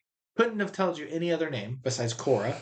Obviously, visually, it's pretty awesome. Mhm. You know, there's so much slow mo; it's nauseating. I hate it. Some people, Zack Snyder slow mo, yeah, I'm like, no, it's bad. I hated it. It's like every scene is like, oh, and you could tell that it's supposed to be rated R, and they made it PG-13. And it's like, oh my gosh, it was so bad. I don't even I don't even remember anything about it. Like I didn't. I was like, it's just not even a full movie. It just sucks. It's just so bad. And I'm sure the full version will be good, but I don't want to watch it because frick that. Yeah. And I'm not surprised. So, and then part 2 comes out in April. It's like, gosh, dude, just release a full movie. Pisses me off. Yeah. Well, the next movie I watched, Jason Bateman movie, Mm. directed by Jason Bateman, Oh, interesting. called The Family Fang. A family fang? Yes, Interesting. they are fangs. They are the fangs. Oh, It's about him and his parents. 2015. Um, synopsis is not what the movie is about. A brother and sister return to their family home in search of their world famous parents who have disappeared. Hmm. Um, it's basically a trauma movie. His sister, him and his sister were like his sister is like a famous actress, Mm-hmm. and he is a famous writer. Yeah. But they were famous as kids. Mm. So the parents recorded them as like in a prank TV show, kind of. Oh, okay. That's supposed to, but then there's like this whole huge subplot about how it's art. Oh. What they're doing is art. See natural reactions to the thing. It's like so beautiful. And then there's like cult fan people that you see along the way of the parents. Uh-huh. But then the kids left and they hate their parents. Of course. And the parents are still trying to do it, but they're completely unsuccessful now. And so they're like deteriorating. And then eventually, like, this is why this is not correct. Because return home to the parents who disappeared. So much happens before they even disappear. Mm. So it's like, Yeah, it's like they literally go and see their parents together after like 30 minutes before the parents even then disappear. Mm. But they basically, and then they're like completely, police come to them and are like, we found your parents' car, Yeah. blood everywhere, Right. your parents are gone. There's been murders happening on this highway. They're dead. Yeah. Basically. And then they're like, no, they're not dead. They faked it. Like they do this. And they're like, do this. That's like, crazy. they're somewhere. Yeah. And then they're going along this manhunt to find them. And eventually they find them. They find out they don't love each other anymore. And they're like divorced. And like he has a different family, the dad. And like, weird. it's not a good movie. Yeah. 3 stars. It could be a 2.5, maybe. Visually, it's pretty cool. Yeah. And honestly, a lot of, the acting's good. It's not a bad movie. It is just it on? a little bit not seen It feels through. like it'd be on Prime. It's on Peacock. Oh, okay. Which makes sense That too. also makes sense. I would say it makes more sense. There's not a lot of good movies on Peacock. Yeah. Prime has a lot of good movies right now. Prime has a lot. I have like 15 movies to watch on Prime. Max has a lot of good stuff too. Well, Max always has the best movies. Netflix is killing it right now. They got a lot of stuff. I've watched most of my movies, I think, for Netflix. I literally don't know how movie rights work. Whatever. I went to the end of the DCEU. Aquaman and the Lost Kingdom. Oh yeah. It was fun. Like I can't complain. It's the end. Who cares? It definitely seems like they were like frick it, we ball. It definitely seemed like they just did that because a lot of it's like so absurd and like dumb. Amber Heard's in it way too much. And like Jason Momoa was having fun. Patrick Wilson is killing it. He was great. And like their like buddy cop thing was pretty funny. There's some pretty good scenes that are pretty. They go to like an underground. They're underwater. They go to underwater. They go to like a think about like the Vegas of the underworlds. They go to some underwater bars. Well, I know they go to little pub golf. They go to an underwater bar thing. It's like a cantina type thing with like a mobster there, like a fish mobster. Fish mobster. And so like those were funny. There's There's this crab guy. I don't know. It was so fun. It was. I laughed so hard. This crab guy. That they know. That's I don't know how they know him. Whatever. He's a part of Atlantis somehow. And he hates. Obviously, if you've seen the first one, Aquaman's brother Patrick Wilson, who was king, gets locked up because he was trying to destroy the Earth, the above world. And Aquaman goes and breaks him out, but this crab guy's like really pissed off. He's like, "No, don't break him out, because last time I lost my claw. He cut off my claw." And he was really mad about it. Battle happens at the end of the movie with all this stuff happening, and it comes back, and they're all like talking on this iceberg, and he walks like crab guy. I mean, he's like a tall thing. I don't even know what he looks like. He walks up. He's like, "I lost my claw again." I died. It was so funny. Oh my gosh, it was hilarious. But like, it has a ton of issues. Um, Yeah. it was fun though. Like I had a good time. The action was whatever. Homie did try to kill the baby though. Like that was the plot. Like he was trying to get the baby's blood. Yeah, it was a whole thing. It wasn't very good. Interesting. But the movie, the post credit scene was great. There's a lot of like one liners. Like he calls him Loki. Like he's making the jokes were pretty. Like the one liners were pretty good. But he told him that cockroaches are good. I couldn't tell if he was joking or not. And then Patrick he ate a cockroach like on land because he only eats fish stuff. I don't know.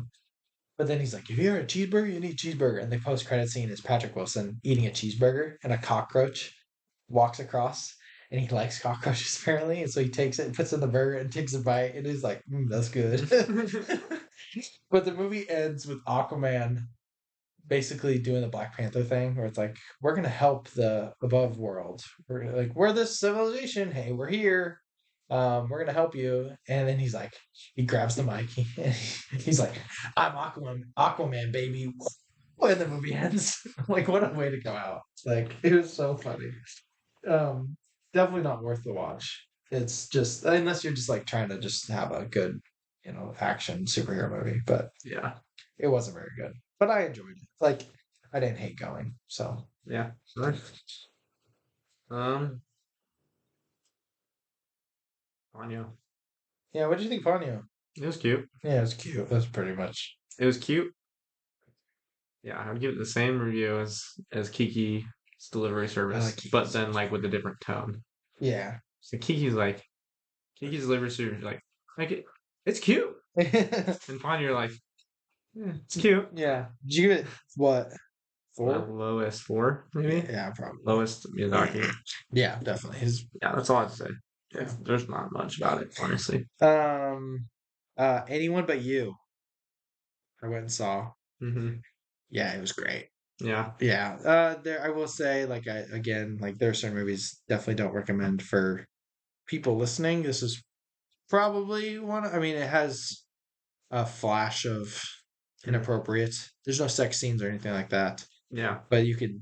It was like a little risque on the top side, if you know what I'm saying. But that definitely wasn't the whole movie. But like it felt like a rom-com, like an old rom-com. Like it was like really funny, and like needle drops of like Natasha Bedingfield unwritten was hilarious. And I really like Glenn Powell. I think he's a really good actor, and Sydney Sweeney's fine. Yeah. And there's a review that I don't know who said it.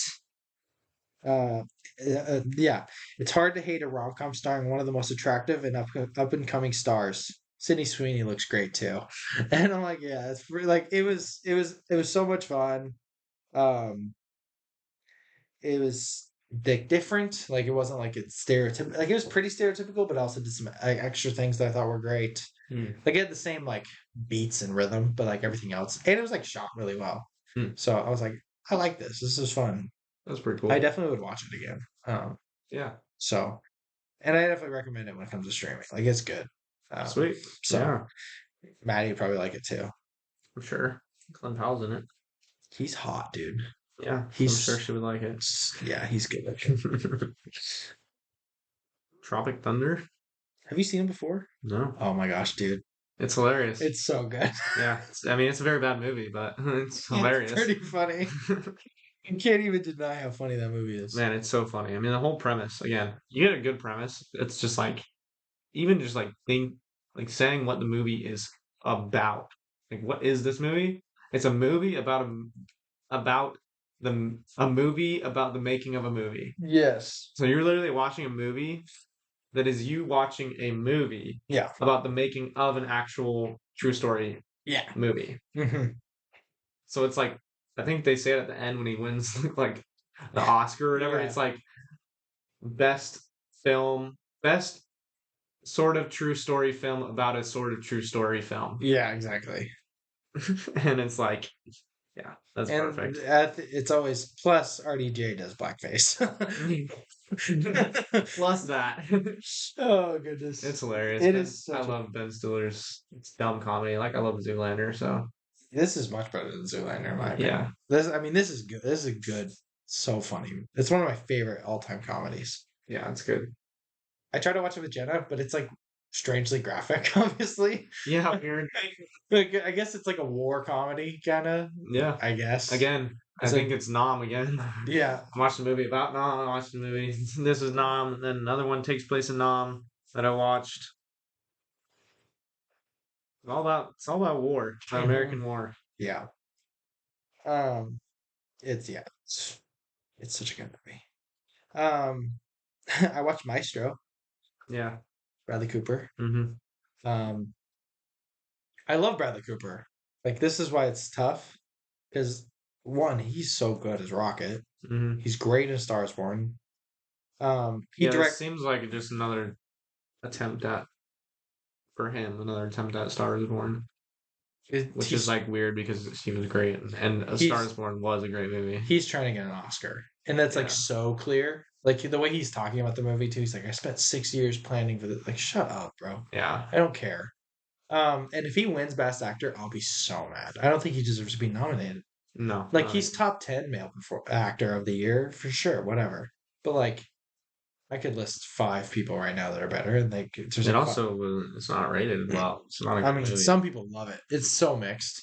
Some people like think it's so good, and some people are like, he's trying to get an Oscar. This is like Oscar bait. This is stupid. Mm-hmm. The story, I was just bored. Like, I just didn't care for it, and like, it was interesting, I guess, and it's like obviously directed very, very well. Like, he Mhm. probably could be, he probably will be and should be nominated for Best Director. I'm guessing. I would have probably put him in top 5, just considering what I thought was best this year. But he's good director. Like, I like him a lot. But like, Carey Mulligan is like the best, and she outshines him by a mile. And like, he's like fine, but he's trying so hard that it just pisses me off. So I gave it 3 stars. That makes sense. It was disappointing. I wasn't also excited either. So Mm-hmm. it's whatever. Yeah. Watched Prometheus. Yeah, Did not know it was an alien movie. I thought it was. Yeah, it is an alien, right? Mm-hmm. It's an origin. It's like a prequel. Oh, didn't know that. Yeah. Is it good? It's all right. Yeah, it's like fine. I love it. I mean, I'm really into the Alien franchise, It's so really I good. like really enjoyed watching it. But it's definitely very lazy, Mm-hmm. not very fleshed out. It could Yeah. have been a lot more interesting to be attached. They kind of like spend a little too much time trying to set up Mm-hmm. to throw in like a proto xenomorph and a proto facehugger, Yeah. which Yeah. overall, I mean, I don't know. I liked it. I liked it quite a bit. I don't know what I gave it. Maybe a Mhm. 3.5, maybe 4. Right. This is a movie I've always wanted to watch because I always thought it was very. Mm-hmm. The search for our beginning could lead to our end. A team of explorers discover a clue, the origins of mankind on Earth, leading them on a journey to the darkest corners of the universe. There, they must fight a terrifying battle to save the future of the human race. That is what I thought it was about. Didn't know Ridley Scott made it. What's interesting? It's like Alien, like. So they see xenomorphs in this, but like, you see a lot but like related to the franchise. then like, if it's a prequel, then it makes Alien That makes sense considering like what the heck is this thing? Sort of. Okay, I mean you've seen it. Everyone dies pretty much on this alien planet. Okay. And the kind of the premise, it's very secretive. So they're getting funded. It's about these two doctors, scientists, I mean, that basically are interested in the origin of humankind. And then a rich dude who's got like 3 days of life left, so he's being frozen the whole time. Wants to meet his maker. And potentially, like, if they made me, they might know how to save me. Oh, gotcha. Type deal. Gotcha. And so the whole thing basically is like them secretly keeping a secret from the scientist people who are helping them find the origin people, and the whole thing is for the rich guy to like meet them and do these things, and then for them it's like study and like scientific and things. So they figure out that they're not on the origin planet of what they call the engineers, which are like perfect humans, basically, kind of. Gotcha. So they look like humans, but they're way bigger, smarter, whatever. Interesting. And like perfect. So like they're like completely smooth and like all muscular. Oh. Everything. Gotcha. Just peak performance. Just peak male. Peak male physique. Yeah. Actually. Yeah. And they're tall. Yes. And so there's those. Okay. And so they're like finding out things and like are not blind to the whole mission thing, which is like, so they're finding out. And I don't know if you're going to watch it. Maybe. I don't know. But. Not soon. I mean, some spoiler off of it. I mean, they're like. They find these canisters that basically have like this like kind of xenomorph snake things in them. Okay. Basically, the engineers, they're on a military outpost. Okay. With the half circle ships. Uh-huh. They go underground and they're in those ships without you seeing it. Gotcha. And they end up revealing it at the end. It's like it's the ship that crashed at the start. Like that they find crashed. Oh. So you get to see him at the end. He gets into this giant gun thing or whatever, which you see on the ship. Right. The giant elephant shaped mask thing. Okay. It's like a suit of armor that they wear. And so he gets in it at the end. The gun goes out. No. Okay. Oh, I see. Okay, I see. The giant creature that's sitting in the seat dead. And they're like, what killed this creature? Oh. Basically, they're making a weapon to destroy humans. They were going to send it to Earth. Oh, that's crazy. And then they started turning on the people that were developing it. And they were like, so the scientists are like, you know, if you were going to if you're going to build a deadly weapon, wipe out a race, would you do it on your home planet? No. So they went to this remote planet and started developing a weapon to kill the human race. Maybe I will watch this. And so I enjoyed watching it.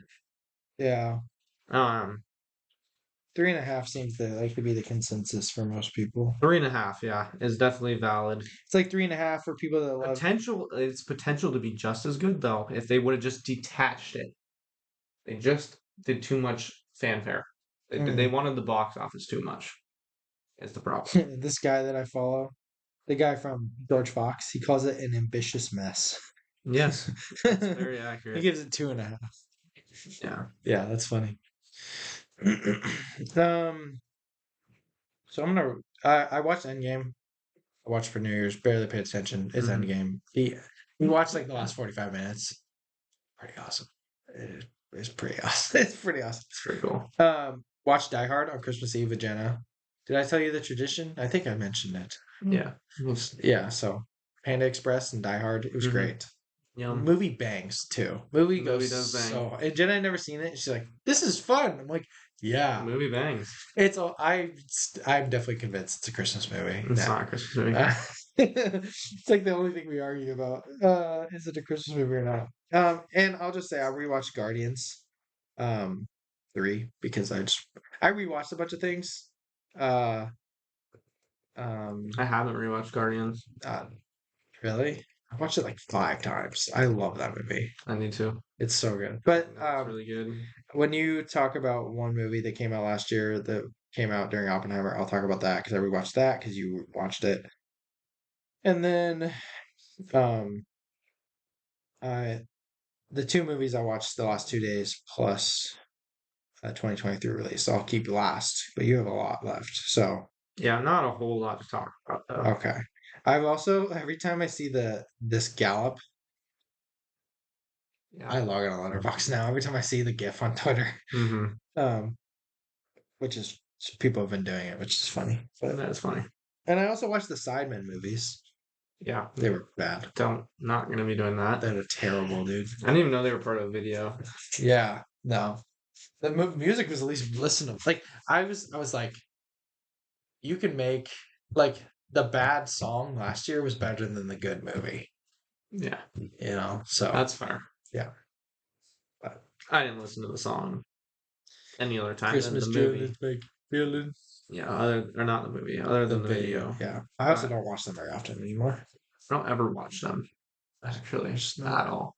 I don't like KSI. Neither do I. Anyway, I watched Sisu. what'd you think? It's great. It just goes hard. It just goes hard. It just goes. It's very good. Yeah, crazy. Starts the movie. Pretty His much. plot armor's crazy. His plot armor is pretty It's insane. like the They most. explain it really well though. Like, Yeah. This word, and he's like, He just doesn't. he's immortal. He's immortal. Yeah, he just doesn't give up. Yeah.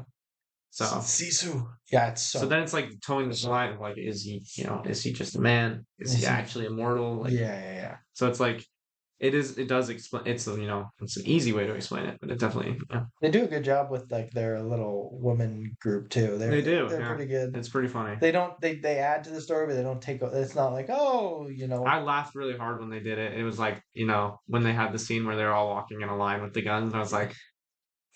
It was like they did it. They did the thing. But it's also a foreign film, so they're not doing it for like that purpose. It's not as political. But no, he just goes hard, man. It's great. Yeah. Merry Little Batman. Dude, did I talk about this? Loved it. Did we talk? I don't know. I don't think so. Oh. Maybe up one more. You might have written it down. Maybe I don't know. I swear I saw you write it down. I watched it when we did the Christmas special, and I was like, "Oh, it's good." Yeah, you just passed over it. Yeah, it's really good. It's really good. I laughed a lot. It was good, dude. And the fact that like the beginning of the movie was like Home Alone, and then the end of the movie was The Grinch was hilarious. I thought that was really funny. It's basically just The Grinch. So that's the whole story. A mix of all, but the beginning is so Home Alone. Yeah. It was so good. The whole like he knows the robbers are coming. He's like setting up. He's Batman. Oh, it was hilarious. I will probably watch it every year at Christmas. I should watch it. Yeah, and he loved it. Yeah, it's so good. The animation's wonky, which is hilarious. It was fun. It works so well. Yeah, I really liked it. I had a really good time. It's also short too. Yeah, I guarantee I will watch it every single year. It's like, how short is it? Where's my little Batman? I think it's like an hour and a half. Or an hour and 10. Something like that. It's 97 minutes. Yeah, it's like an hour and 27 minutes. So it's an hour and 20 because credits. Yeah. Yeah, it's great. I rewatched Interstellar. I told you this like a couple weeks ago. Literally woke up early on accident on like a Thursday morning. I don't know what day I watched this. December 21st. Don't know what day it was. But I woke up early and I was scrolling on Reels and I saw the docking sequence on Twitter and I watched it. I was like, it was like 6 a.m. so I didn't need to work like until like 8, I was like, frick it. And Jenna was gone. I just turned it on, dude. I was like, oh, and then I just wrote the docking sequence is the best. Peak cinema. Did you read what I wrote? The docking sequence has altered my brain chemistry. It's the docking sequence is peak cinema. It doesn't get better than that. It's not possible. You're right. It's necessary. Like, dude, oh my gosh, this movie's so good. I love it. Somehow bangs, dude. Somehow not his best. I know you think it's his best, but it's his best. I think Oppenheimer, but it's tomato at this point. I watched Gran Turismo. What did you think of that? Love racing movies. Yeah, it's fun. There's definitely cringy things, but I actually enjoyed it a lot. I think I gave it a 4. Yeah, I had it at a 4. I lowered it for other movies because I watched so many. But... like I said, and these are all pretty much subject to change. I have not ordered anything, like arranged things in so long that I'm kind of like I kind of have my own ecosystem of now movies I've watched in like the past 3 months. Yeah. So it's like I have no idea if they are actually accurate. Yeah, it's all based on this small pool. You have some work to do for this. Yeah. They're all based on this really small pool. So it's like things will definitely shift. Yeah, 100%. Because it's leaning. I think everything is leaning too high. Yeah, I haven't moved things like crazy, but I've shifted some things around. Yeah, definitely cringy sometimes. Very few times though. David Harbour's great. Oh my gosh, amazing! He's great. And the dude, I mean the guy, he's good too. He killed it. He definitely killed it. Orlando Bloom's not really in the movie. He's like whatever, yeah, which is like kind of disappointing because I think he probably could have killed it. He's a great actor, so yeah. But like the whole like I've driven this truck 1,000 times. It's so cringy. I'm like, you're a gamer, dude. But it was still cool. Very, very cool. I loved the crash subplot thing. I need to see Ferrari, dude. With Harbour. I'm gonna nerf you, gamer. I can't believe it's real. Oh, so funny. But oh my, yeah. I mean, I would suggest. I told Mom and Dad to watch it. I'm like, you guys would love it. They would like it a lot. Yeah. It is a blast to watch. It is fun. I will say, it is a fun time. I really liked it. So yeah, I don't know how much more you have. Uncharted. I rewatched Uncharted 2 nights ago. I rewatched Uncharted. It's not great. No. I legitimately think that this perfectly describes Uncharted. Probably for you and obviously for me. The Uncharted game is one of my favorite games of all time, and for that reason, I love this movie. Yeah. But for the same reason, I don't like this movie. Yep. It's almost paradoxical. And that's true. Like, I love Uncharted. I love this movie. I love Uncharted. I hate this movie. Mm-hmm. It's not very good compared to the game, but it's like it has the same feel as the game. It does. It gives the same feeling to you. It's not the same because the game is so good. But because the game's so long. Yeah. I mean, you think about it. The games are movies. They're narrative games, so they are a movie. Yeah. You're literally playing a movie. Yeah. And then it's like, it's like depending on how focused you are on completing, and I mean it's like a 10 to 20 hour movie. Yeah. So is it as cool? Is there as many like things to do and puzzles and things that they could do? No. But it's great. And it's got I used to love Mark Wahlberg a lot. I like him still. But I love Tom Holland. And he's not the perfect Nathan Drake. But I still love Tom Holland. So and I love that what's his face was in it. Yeah, dude. When they're done that. Such a good fanfare. It's so good. It's the best fanfare. And only the real ones know because it's just his voice. Mm-hmm. I mean, he kind of looks like the character because they based it off him, but yeah. Yeah, but you wouldn't know because it was also based off him when he was younger. So. Yeah, exactly. No, it was so I love the movie. I was like, this is fun. And I was on Netflix because they have bangers right now. And I saw Netflix every day. I saw Leaving Soon. I was like, oh, I'm gonna watch this. Yeah, I watched some Leaving Soon. Yeah. American Beauty. This was Leaving Soon. Okay. I mean, the premise isn't that the belly button one? I think with the rose. Yeah. Yeah. the belly button one. The belly button one. Basically, it's Kevin Spacey again. Oh goodness! But young Kevin Spacey and Annette Bening. Oh, but it's people make a joke. You look at reviews because basically Kevin Spacey's like in a marriage, like that's kind of they're like not really into each other. Yeah, and kind of like it's basically like a play on like mundanity. In like American society, like you get to a certain age, you just work, you don't really do anything, like all this different stuff, right? And so he's like kind of depressed. So he's like essentially, and then he sees his daughter's friend. Yeah. So that's what people say. People are like, makes sense. God, that's terrible. That's really bad. He's like a 40-year-old dad, and then he's into this like 17, 16-year-old girl. Oh, it's bad. They don't end up doing anything, which thank the Lord. There's not really anything sexual in it. Okay.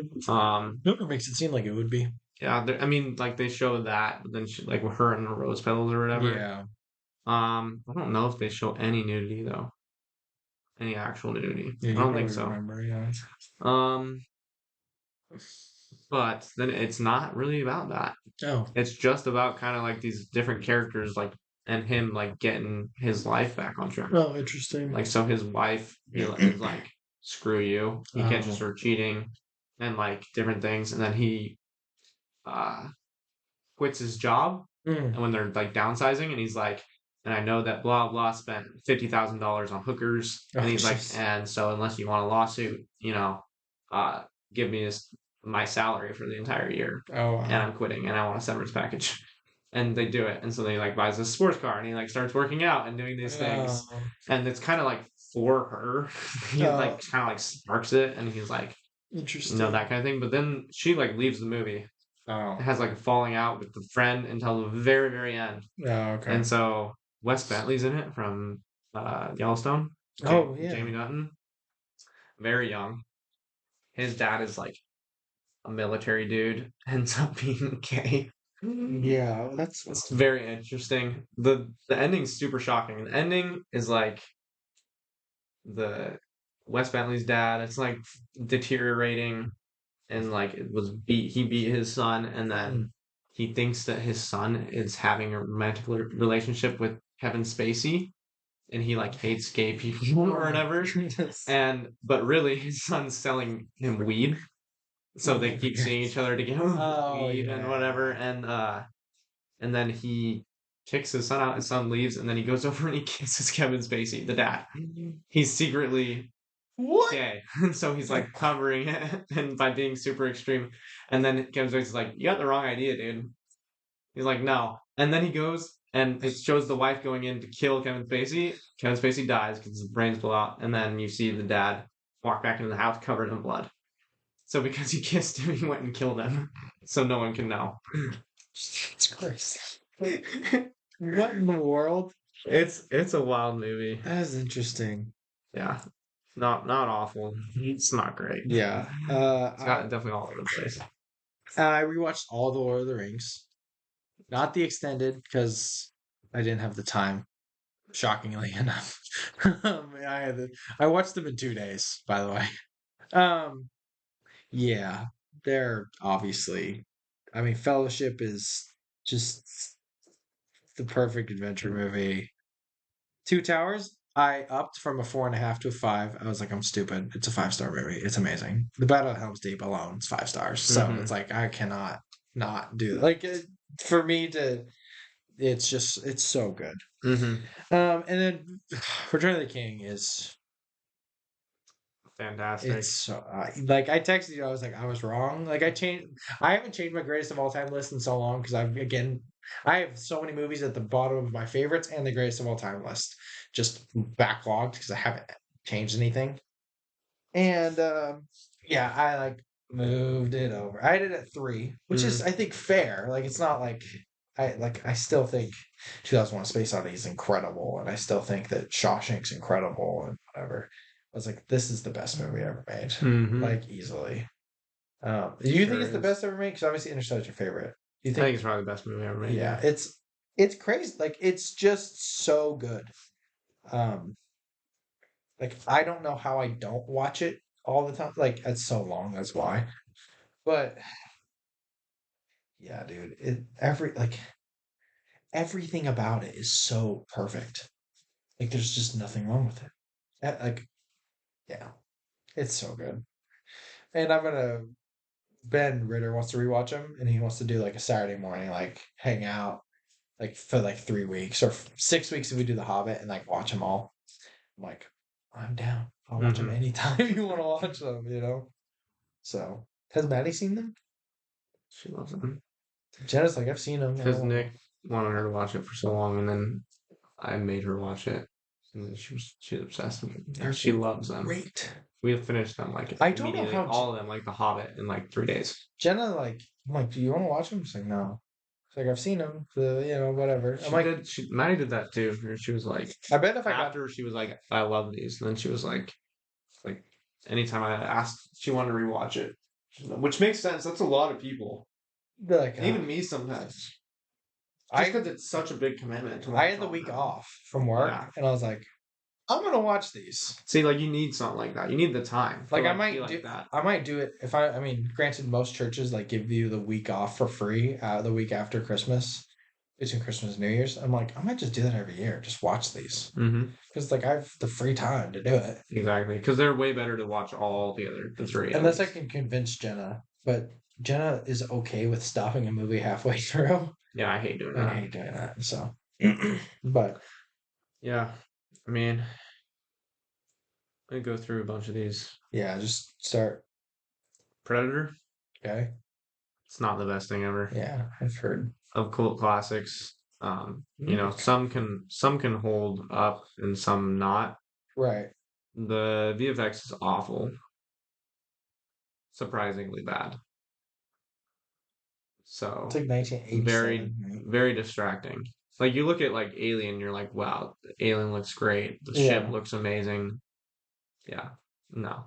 But is the movie good? I liked it. Yeah. I still liked it. Yeah. I mean, I think I'm at either 4 or 4.5 right now. It says 4.5. Yeah, so I'm at my 4.5 right now. It's just not a 5-star movie, which like people will tell you it is. Yeah, I think Arnold Schwarzenegger's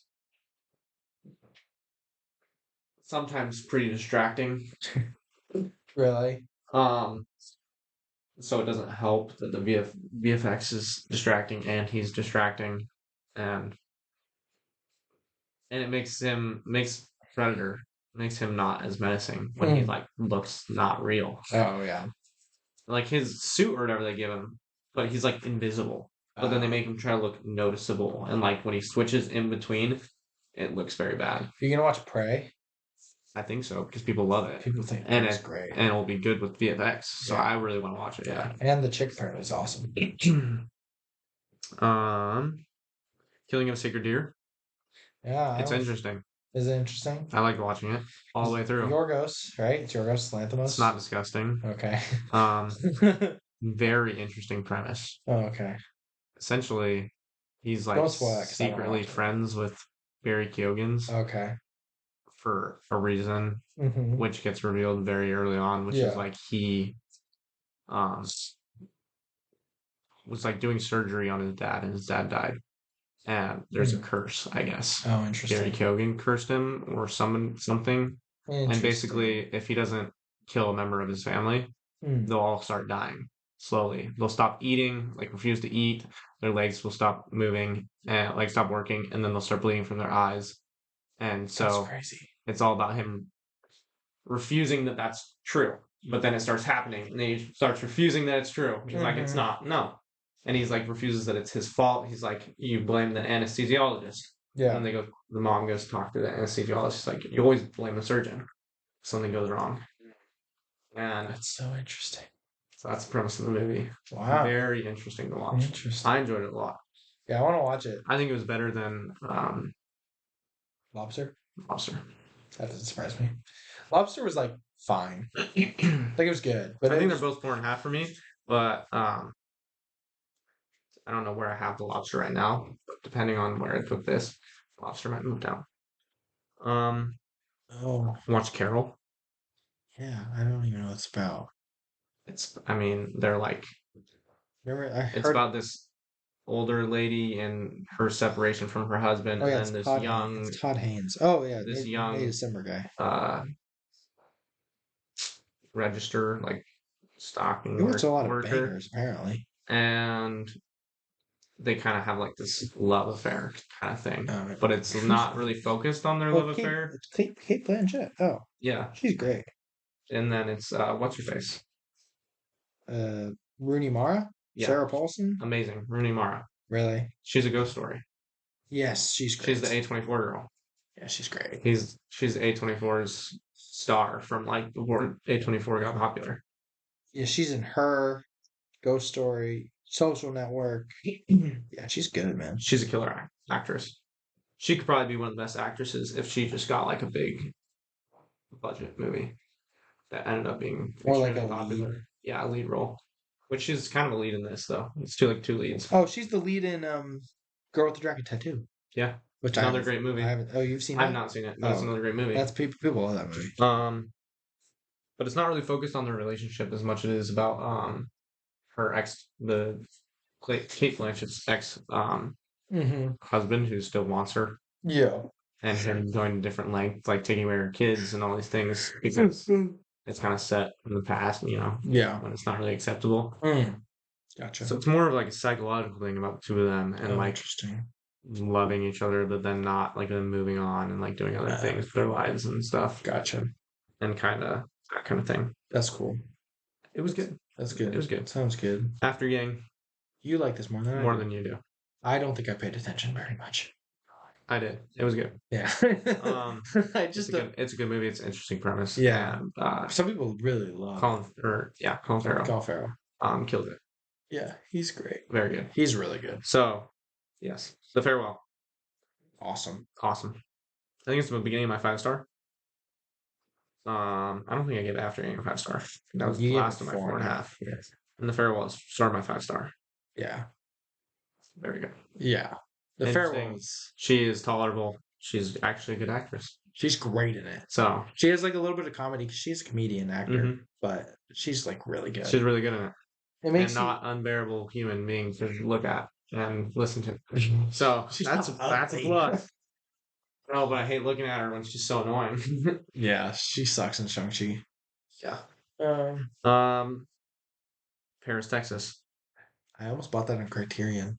Interesting movie. Should I have bought it on Criterion? I think it was really good. Yeah, I knew it. It's not like the best thing ever. You get 5 stars. 5-star movie. People, yeah, like, you know what I mean? It's not like the greatest thing ever. I wasn't like, oh my gosh, but it was like great movie all the way through. Yeah.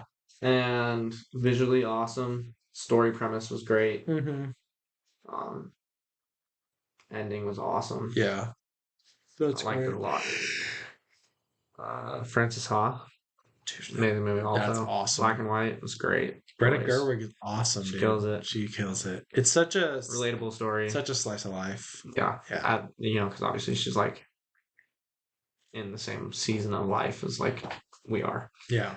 Young. She's obviously older, but like she's still, that's kind of the point. Is that she's like in her early 20s, even though she's not in her early 20s. Right, exactly. Mentally. Yeah. Princess Kaguya. Yeah. Visually great. Yeah, you loved it. I visually great. I didn't know people liked it that much. Yeah. Amazing. One of the best scenes I've seen in animation. Storyline awesome. It's like a commentary on like the value of humanity. Oh, interesting. She's like a moon princess. Oh.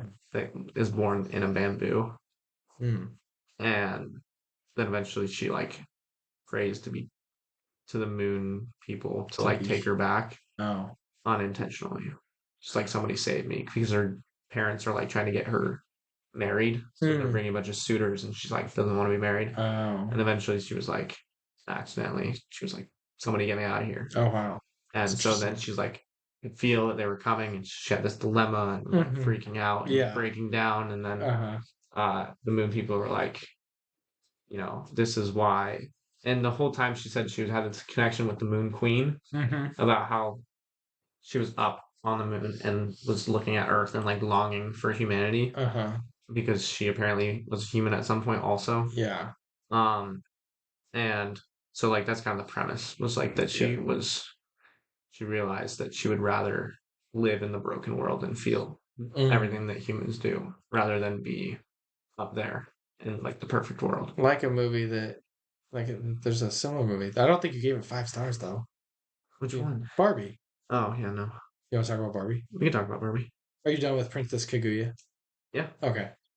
I rewatched Barbie because you watched it. I was talking to Mom last night. She said, I love that movie. Loved it? I don't know. I thought it was good. Yeah, it was. I loved watching it. Yeah. I'll say that. Yeah. Because it's hilarious. It's funny, man. And my favorite thing ever is the Kens and Ryan Gosling. Ryan Gosling's great. Like the funniest thing ever. He is the funniest thing ever. And I enjoyed watching it so much. And I will say it is definitely because you guys watched it first. You guys went into the movie, like Maddie, everyone. Yeah. Thinking it was going to be this awesome 4 little girls Barbie movie. Yeah. That was going to be potentially the movie of the year. Yes. And then it wasn't. Because it was a lot of jokes and a lot of like bashing and then things that took away from it being for little girls. But then when you go at it the second time, realizing I was like, this movie sucks. People said it's not good. Yeah. I have low expectations. Yeah. It was great. It's because it's satirical. It's not serious. No, not at all. And like we've talked about this a little bit, but you can tell now that you've seen it, the political right conservatives think the movie's men suck, men suck, men suck. Is all this? This is about. Here's my thing. I was offended by 0 jokes about men in the movie. The first time I it was think because it threw that me it- off, but I think that maybe I think wrong. that I still have the opinion that it was too much. And sometimes for sure. well, just because it shouldn't, it didn't need to be about that. It should have been made for the little girls. Like, and this is the perspective I got, from like Jamie and whatever. It's like with the beginning, and they're talking about like Barbie can be Anything. this, be this, be this, be this. Then they stepped away from that, and then came back to it at the end. The end was. But the movie wasn't about that. It was so. And so I completely agree. That's like what the movie could have been. Margot Robbie's character, it was about that, but they added so much other stuff in between. Yeah, like the whole like her arc is the same. Yeah, like, and it's counteractive to step away from what could have been a great empowering movie for women that gets stolen away by men to make fun of men. Yeah. Like to attack men. Like if they would have just not said anything about men, then you wouldn't have had parts of the movie being completely about like patriarchy and things like that. Which like I get they were trying to like, oh, it's bad, like blah blah, overcome the patriarchy. But it was unnecessary. Ryan Gosling was great, and but that's what I'm saying. It like led to then Ryan Gosling being like awesome, the number 1 person in the movie. I think Margot Robbie was really good though, but he wasn't better than Ken. No, he was best. Yes, which is like that's So I think that it was not productive for them to have made the movie that way. I do think that it is a movie that is. Yes, it's definitely saying patriarchy's bad, clearly, obviously. But it also, I think, says by the end that matriarchy's not good either. Yeah, because the Kens are suffering because of this matriarchy. This is bad. Yes, and the real world is the patriarchy. Yeah, and at the end, yes, exactly. They come back together, and he's like, there's lines or whatever of Barbie and Ken talking, and they're like, maybe you need to find something that's for Ken. Yeah. Clearly. Which is like, yeah, exactly. I'm just Ken. Like we're our own people. Yeah. Clearly they're supposed to like be there's no one that it's got to be equality. You can't just go back the other way. Yeah, exactly. I'm just Ken. Fire. It's awesome. It was awesome. And I will say not the last scene, I'm here to see my gynecologist. It's funny. I think it is funny. But like the scene with her and the creator of Barbie was oh my gosh, good. So good. Because I'm making I'm gonna do an episode on Redeeming Reels about my favorite real redemption moments. That's easily one of them. Because it's like she's like, I want to be human. And she's like, I cannot let you be human without letting you know that being human is not perfect. You're perfect. You literally live in a dream world. Being human is full of all these things. And then they show the videos. Yeah. But then also the whole thing with her like saying, I'm not, I want to. She's like, I'm not perfect, blah blah. She's like, you're exactly what I thought you would be. Yeah, and then she's like, I want to be the one creating ideas, not the idea. Yeah, something along. Yes, beautiful, just so good. Yes. Yeah. For that reason, that the movie means a lot more to me because that scene is just literally one of my favorites of the year. Mm-hmm. But definitely. It's hard. Some of the jokes are really funny. Very. Like really funny. Very funny. Like the Zack Snyder joke's funny. It's not like the funniest joke in the movie. But I enjoyed it.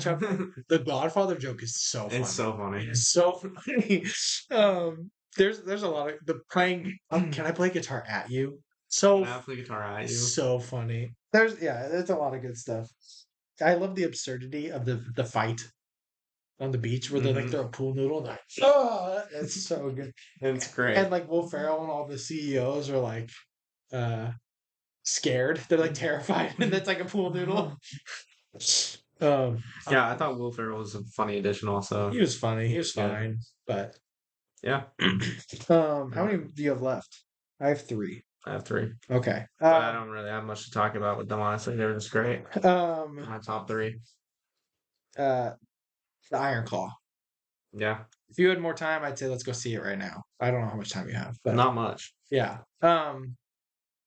So the Iron Claw is incredible. Like when you go home, you should take dad or mom and make them go see it with you. Mm-hmm.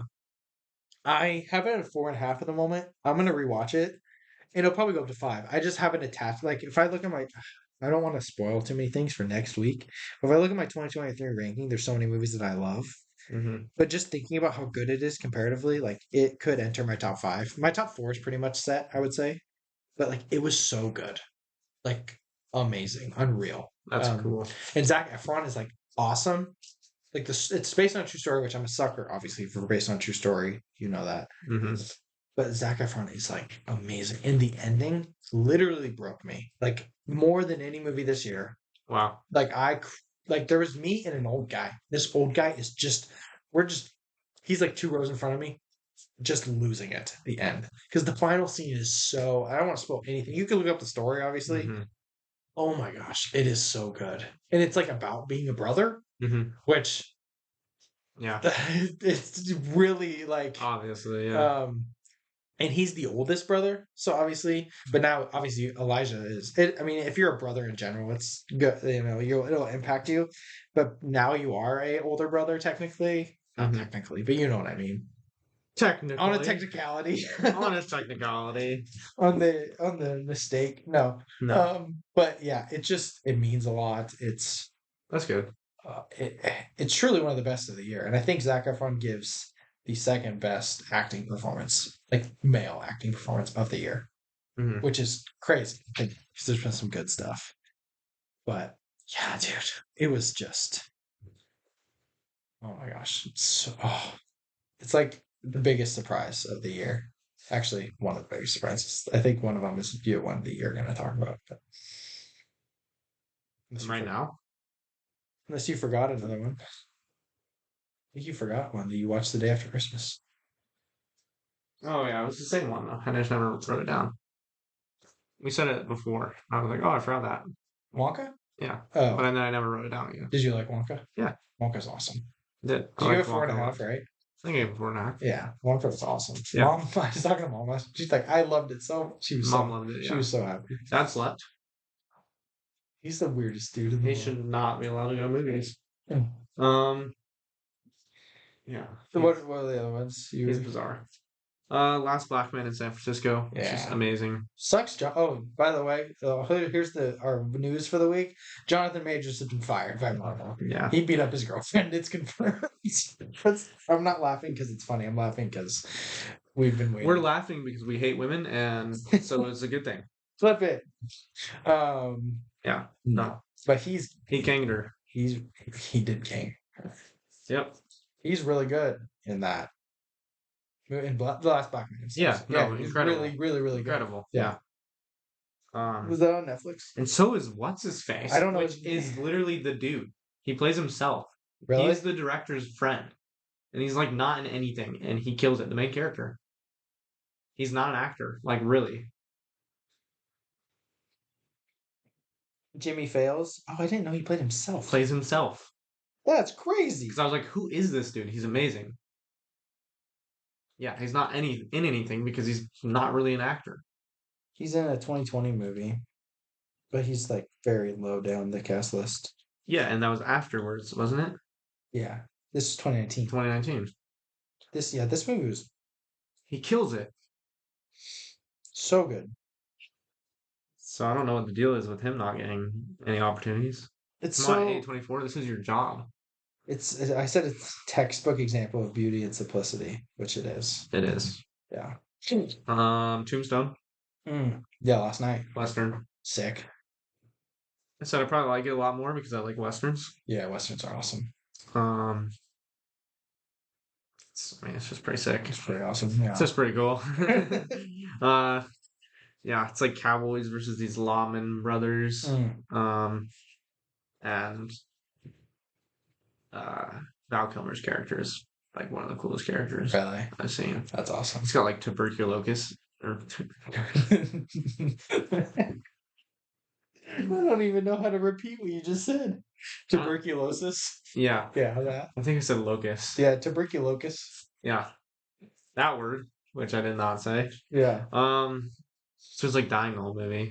Yeah. But then he's like this crazy fast gunman. Yeah. and he's super BA the whole time. At one point, he was gambling. He was playing poker for like 36 hours straight. Oh my goodness. He's It's just like crazy. dying, That's and then awesome. like playing. But he beats everyone at poker, and then he's like, no one can say anything because he's just like Yeah. that guy. He's just that dude. But then there's an ending duel with him, and then it's them versus the Cowboys, which is like a clan, like a gang. They wear these red things or whatever to know that they're a cowboy. And Kurt Russell's character goes to see him, and he's like dying in this bed after they're trying to wipe out all the cowboys. Yep. And he is like, I can't beat him, can I? And he's like, no. And then he goes and he gives him his his U.S. Marshal badge or whatever. Kurt Russell gives it to Val Kilmer. Mm-hmm. And then you see him walking up to the dude, the gunman. And you know what's gonna happen. I was like, it's Val Kilmer's character. Yeah. Whatever, but he's like hidden and like cloaked and like in the darkness and walking up or whatever. And it's like, oh, you showed up. And he's like, yeah, we have unfinished business. And he's like, and this time it's legal. He flashes the badge or whatever. And awesome. and then so they start circling each other. And the dude doesn't want to fight him. He's like, oh, I was joking. Because he got drunk and challenged him earlier in the movie. And they pulled him off. And so he's like, we got unfinished business or whatever. And he's like, oh, I was just drunk. I was drunk. Just joshing. And then he's going around and they pull it straight to his dome. And he's like, got the gun. He's like, come on, shoot me. Val Kilmer's character. Yeah. And he can't lift up his arm. Oh, wow. And as he's slowly like dying or whatever. And then, it's pretty good. That's cool. But, and then The Deer Hunter, which is sad. Really? It's a war movie. Oh.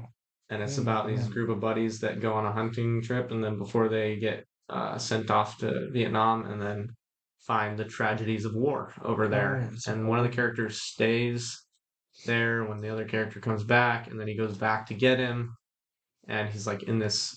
Basically, it's like a movie about these. Funniest review is like it's a bunch of Russian guys popularizing Russian roulette in Vietnam. Oh. So it's like a lot of it's built around Russian roulette.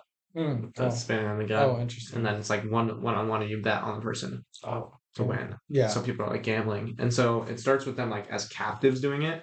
Okay. So like they're captured by Vietnam soldiers, and the soldiers bring them out of this water pit. Yep. To then play. Okay. And so like they bet on them, and then one of them dies. Whatever, the other one survives, goes back in the pit. Right. Kind of deal. Gotcha. They end up escaping, but then one of the main characters, the buddies, stays in Vietnam and is like a part of this ring or whatever, and loses, like forgets who he is and forgets his buddy, who's De Niro, and comes back for him, and then it's like the tragedy of like war. Oh wow. And mental whatever. So those are my movies. Nice. My last two, Drive. It's good. Yeah, it's really, really good. It's like hour and 30 minutes. Short. I didn't know that. Of greatness. It's awesome. Like Ryan Gosling's so good. He barely talks. Perfect. Just doesn't do a whole lot. But it's like he's a stuntman. Stunt driver. And then, but he's like drives for criminals.